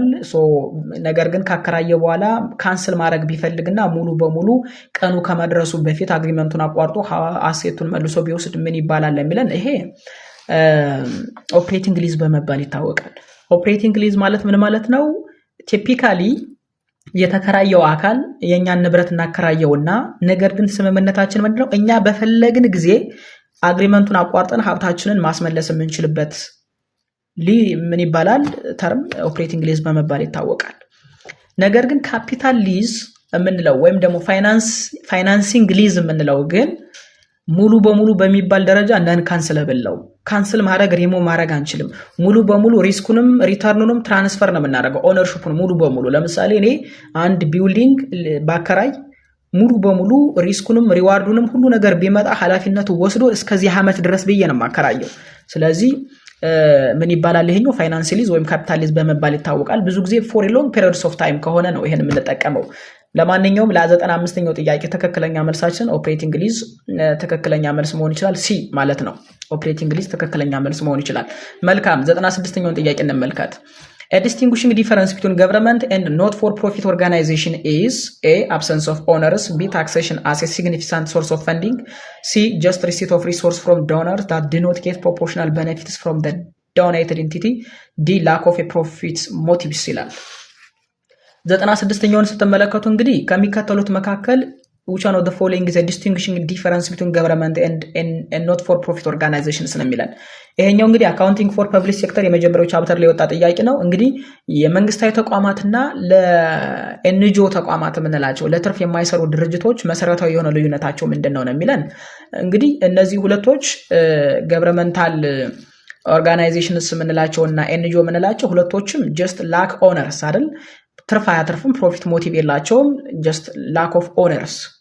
ነገር ግን ጀስት ቦዝ ሪሲቭ ዶነር ሪሶርስም ይቀበላሉ ሁለቶችም። ግን መሰረታዊ የሆነ ልዩነታቸው ምንድነው? ዳት ገቨርንመንትስ ሃቭ ዘ ፓወር ቱ ታክስ ግብር የመሰብሰብ መብት አለው፣ ኃላፊነት አለው፣ ስልጣን አለው።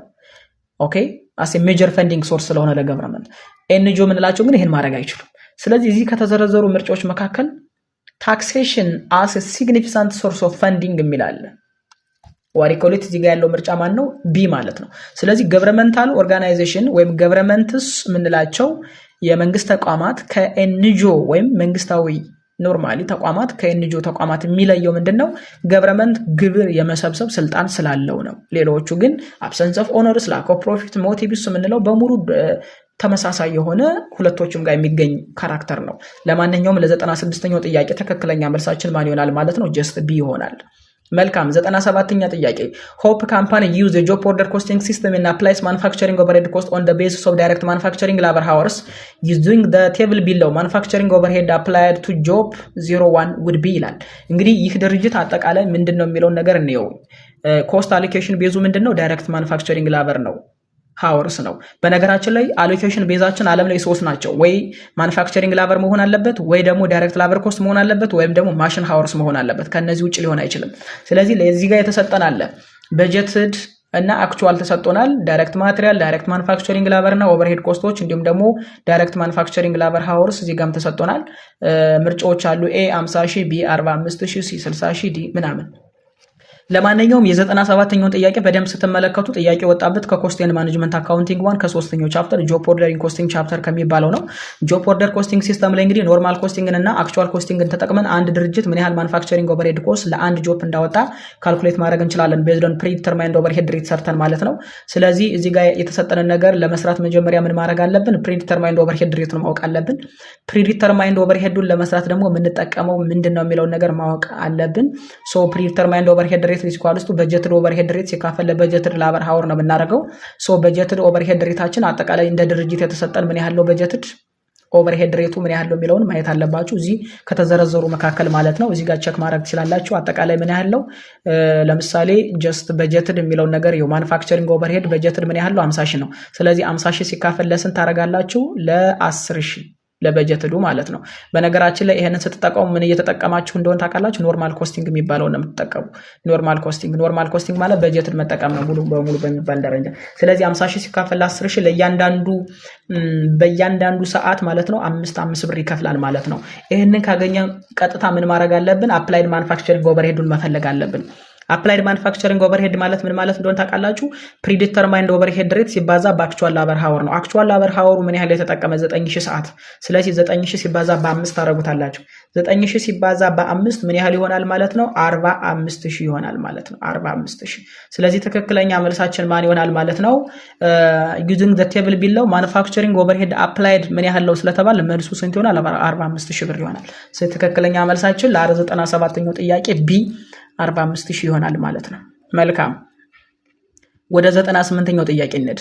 which of the following capital budgeting technique is an undiscounted cash flow technique? A net present value, B internal rate of return, C payback period, D profitability index። ለ98ኛው እንግዲህ ትክክለኛ መልስ የሚሆነው የትኛው ነው? ከሚከተሉት የካፒታል በጀቲንግ ቴክኒክ መካከል ነን ዲስካውንትድ ካሽ ፍሎው ቴክኒክ ያለው የትኛው ነው? ነን ዲስካውንትድ ካሽ ፍሎው ማለት ምን ማለት ነው የሚለውን በደንብ በኋላ እናያለን።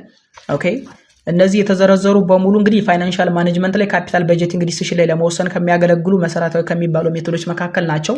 ፔባክ ፔሪድ ለምሳሌ ታይም ቫልዩ ኦፍ መኒን ኢግኖር ያደርጋል። ታውቃላችሁ አይደል? ለዲስካውንትድ ካሽ ፍሎው ጋር ይገናኛል።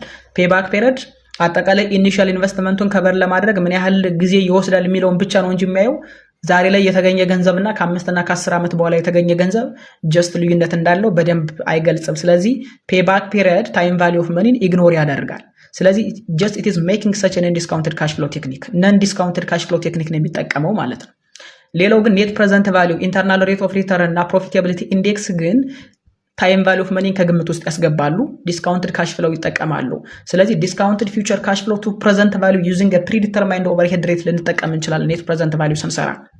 ቢጋ ያለውን ደግሞ ስትመለከቱ ኢንተርናል ሬት ኦፍ ሪተርን ዲስካውንትድ ካሽ ፍሎውን ቱ ፋይንድ ዘ ሬት ዌር ኔት ፕሬዘንት ቫልዩ ሲኳን ኔት ፕሬዘንት ቫልዩን ዜሮ ሊያመጣልን የሚችለውን ሬት የምንፈልገው ምን ይባላል? ኢንተርናል ሬት ኦፍ ሪተርን ይባላል። ፕሮፊታቢሊቲ ኢንዴክስ ደግሞ ዲስካውንትድ ካሽ ፍሎ ወይም ፕሬዘንት ቫልዩ ፊውቸር ካሽ ፍሎስ ዲቫይድ ባይ ዋት ኢኒሺያል ኢንቨስትመንት አድርገን የምናገኘው ምን ይባላል? ፕሮፊታቢሊቲ ኢንዴክስ ይባላል። ለማንኛውም ታይም ቫልዩ ኦፍ መኒን ወይም ደግሞ ነን ዲስካውንትድ ካሽ ፍሎ ሜተድ የሆነ ወይም ደግሞ ዲስካውንትድ ካሽ ፍሎ ሜተድን ከግምት ውስጥ የማያስገባ የትኛው ነው ከተባላችሁ ትክክለኛ መልሳችን ማን ይሆናል ማለት ነው? ፔባክ ፔሪድ። ፔባክ ፔሪድ ሙሉ በሙሉ ጀስት ታይም ቫልዩ ኦፍ መኒን ዲስካውንትድ ካሽ ፍሎ ሜተድን ኢግኖር ያደርግና በቀጥታ ድርጅቱ ያወጣው ኢኒሻል ኢንቨስትመንትን ከበር ለማድረግ ምን ያህል ዓመት ይወስዳል የሚለውን ብቻ ስለሚሰራ ሶ ነን ዲስካውንትድ ካሽ ፍሎ ሜተድ ቴክኒክ የሚጠቀመው ፔባክ ፔሪድ ይሆናል። ሶ 98ኛው ጥያቄ ትክክለኛ መልሳችን ሲ ነው ማለት ነው። መልካም 99ኛውን ጥያቄ እንዴ in a foreign currency transaction the forward rate implies a the price in the future at which foreign currency can be purchased or sold sometime in the future, b the current spot price of what foreign currency, c the average exchange rate over the past year, d the rate set by the government for all foreign transactions ይላል። እንግዲህ the forward rate ማለት ምን ማለት ነው የሚለውን ነገር ማየት አለብን። forward rate ማለት ምን ማለት ነው? forward rate ማለት ወደፊት ማለት ነው አይደል? ስለዚህ ኤክስቼንጅ ሬት ሊኖር ይችላል። ሶ ፎር ባይንግ ኤንድ ሴሊንግ ፎሬን ከረንሲ አት ስፔሲፊክ ፊውቸር ዴት ወደፊት ለሚገዛና ለሚሸጥ የሆነ ነገር ትራንዛክሽን ጋር በተለይ ደግሞ ከውጭ ምንዛሬ አንግል ማለት ነው ወደፊት ስፔሲፋይድ የሆነ ፊውቸር ዴት ካለ እዛ ጋር ትራንዛክሽኖችን ለመፈጸም ለመግዛትና ለመሸጥ ምናምን የምናደርገው ሬት የምንጠቀም ከሆነ ፎርዋርድ ሬት በመባል ይታወቃል። አክቹአሊ ሶ ትክክለኛ መልሳችን ማን ይሆናል ማለት ነው? ኤ ነው። the price in the future at which foreign currency can be purchased also sometimes in the future ኤ ትክክለኛ መልስ መሆን ይችላል። ሶ ፋይናንሻል ኢንስቲትዩሽን ኤንድ ማርኬት ላይ በደንብ አለ፣ እዛ ጋር ብትመለከቱ ታገኙታላችሁ። የመጨረሻ ጥያቄ የምንመለከተው 100 ነው። ሶ 100ኛ ጥያቄ ምንድነው የሚለው a costing approach that assign resource cost to cost object based on units of work or events for the cost object is called ይላል። A job ordering costing method, B process costing method, C standard costing method, D activity based costing method። ኦኬ እንግዲህ ኮስቲንግ ሜትድ ሆኖ ያንዳንዱን የወጣበትን ኮስት አሳይን የምናደርገው ቤዝድ ኦን ዩኒት ኦፍ ወርክ ቤዝድ ኦን ኢቨንት ነው የሚለው። በእያንዳንዱ ኢቨንት ነው፣ በእያንዳንዱ ኢቨንት፣ በእያንዳንዱ አክቲቪቲ፣ በእያንዳንዱ ወርክ ወይም ስራ ልክ እያንዳንዱን ማኑፋክቸሪንግ ኦቨርሄድ አፕላይድ የምናደርግ ከሆነ አክቲቪቲ ቤዝድ ኮስቲንግ ሲስተም ነው የምንጠቀመው ማለት ነው። ኦኬ ስለዚህ አክቲቪቲ ቤዝድ ኮስቲንግ ወይም ደግሞ ኤቢሲ ኮስቲንግ ሲስተም የሚጠቀም ድርጅት እያንዳንዱን ያወጣውን ማኑፋክቸሪንግ ኦቨርሄድ ኮስት ምን በማድረግ ማለት ነው ጀስት ለእያንዳንዱ ኮስት ኦብጀክት አሳይን በማድረግ ይጠቀማል ማለት ነው። ሌሎቹ ግን ላይክ ጆብ ኦርደር ኮስቲንግ ሲስተም ላይክ አሳይን የሚያደርገው ለኢንዲቪጁዋል ጆብ ነው። ፕሮሰስ ኮስቲንግ ሲስተም አሳይን የሚያደርገው ለማስ ፕሮዲዩስድ ሆሞጂነስ ፕሮዳክት ነው። ስታንዳርድ ኮስቲንግ ደግሞ ፕሪዲተርማይንድ ስታንዳርድ ሬት ወይም ደግሞ የተለያዩ ለማቴሪያል ለላበር እና ለኦቨርሄድ ፕሪዲተርማይንድ ወይም በጀት ሬት በመጠቀም አሳይን የምናደርግበት መንገድ ነው። ስለዚህ አንድ ድርጅት ማኑፋክቸሪንግ ኦቨርሄድ ኮስትን ምን ለማድረግ አሳይን ለማድረግ እንግዲህ እያንዳንዱን አክቲቪቲ ዲፔንድ አድርጎ የሚሰራ ከሆነ ምን በመባል ይታወቃል? ጀስት ኤቢሲ ኮስቲንግ ሲስተም በመባል ይታወቃል። ኮስት ኤንድ ማኔጅመንት አካውንቲንግ 1 5ኛው ቻፕተር ላይ ኤቢሲ ኮስቲንግ ሲስተም የሚለውን ብትመለከቱ በደንብ ዛጋ ታገኙታላችሁ። ለማንኛውም ለዚህ ጥያቄ ማለት ነው ትክክለኛ መልሳችን ጀስት ማን ይሆናል ማለት ነው? ዲ ይሆናል ማለት ነው። ዲ ትክክለኛ መልስ መሆን ይችላል። ዛሬ ይዤላችሁ የነበረው 50 የሚደርሱ ጥያቄዎች እንግዲህ ሁለተኛው ፓርት እነዚህን ይመስላሉ። እስካሁን ድረስ አብራችሁኝ ስለቆያችሁ በደንብ አድርጌ አመሰግናለሁ። በሚቀጥለው ቪዲዮ እስከምንገናኝ ድረስ ይሄንን ቻናል ሰብስክራይብ ያላደረጋችሁ ሰብስክራይብ ያደረጋችሁ፣ እንዲሁም ደግሞ ቪዲዮ ለብዙ ሰዎች እንዲደርስ ላይክ፣ ኮሜንት፣ ሼር